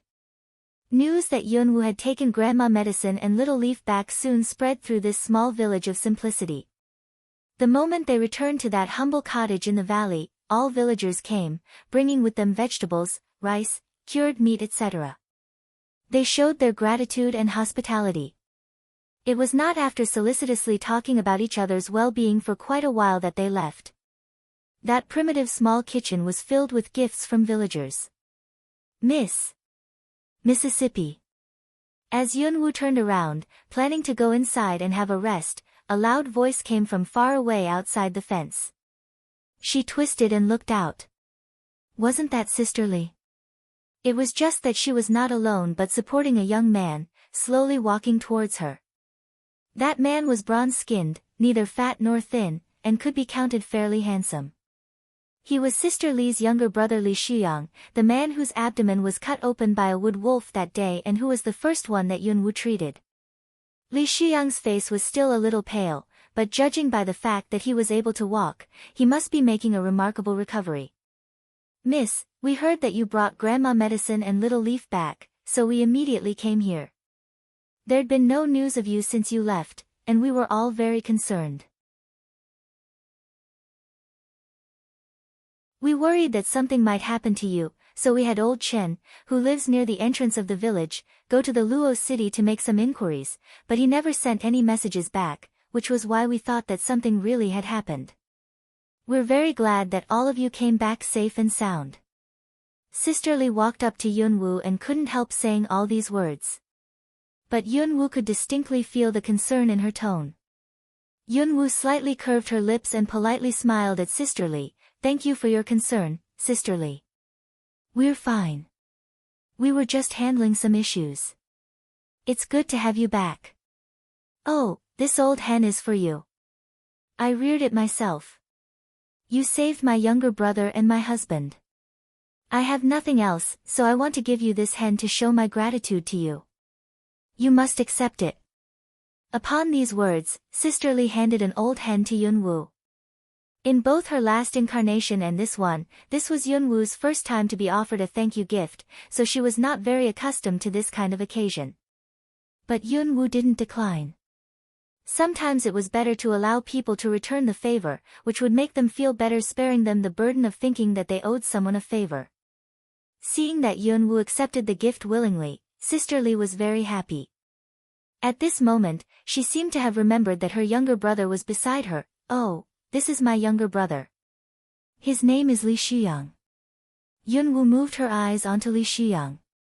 He looked pretty decent and inoffensive. When his eyes met Yunwu's, a look of timidity crossed Li Shuyang's pale face, but then he thanked Yunwu in a natural, polite manner, saying, "Thank you for saving me, Mississippi.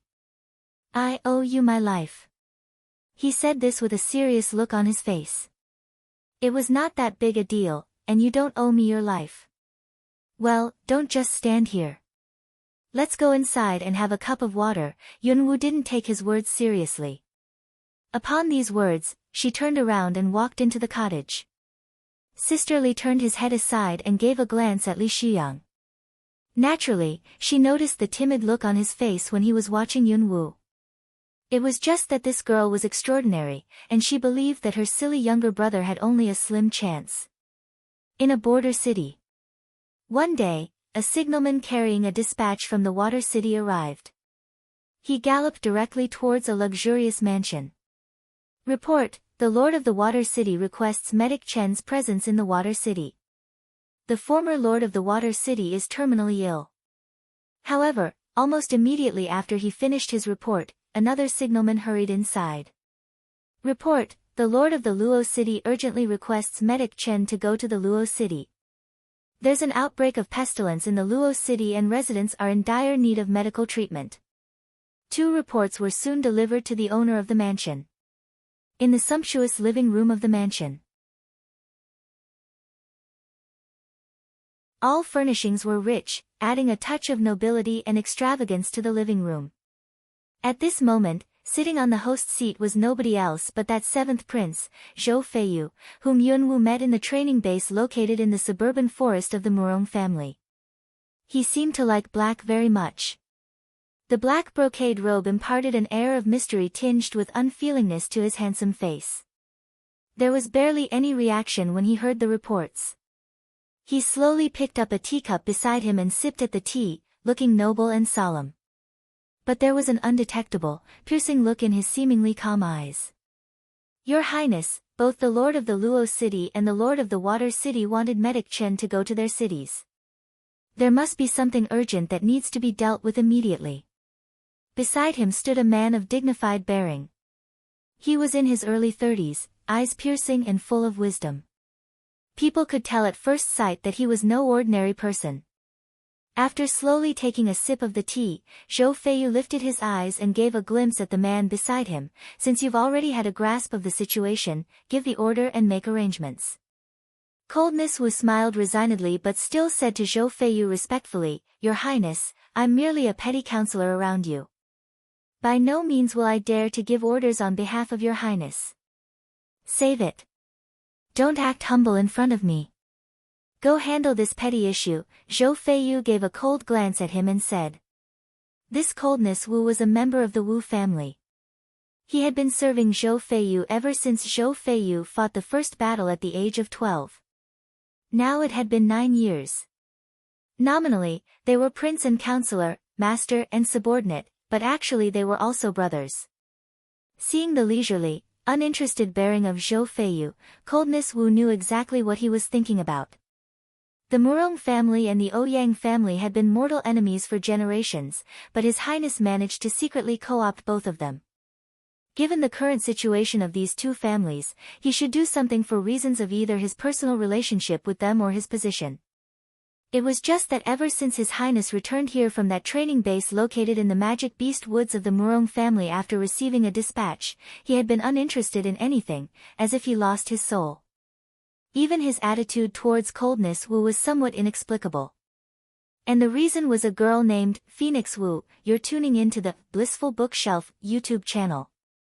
We're so grateful for your support and don't forget to subscribe to join us on this incredible journey through captivating stories. Your generosity through donations truly makes a world of difference, as it's the primary source of revenue that allows me to expand and enhance this channel for you. Thank you from the bottom of my heart for being a part of this adventure.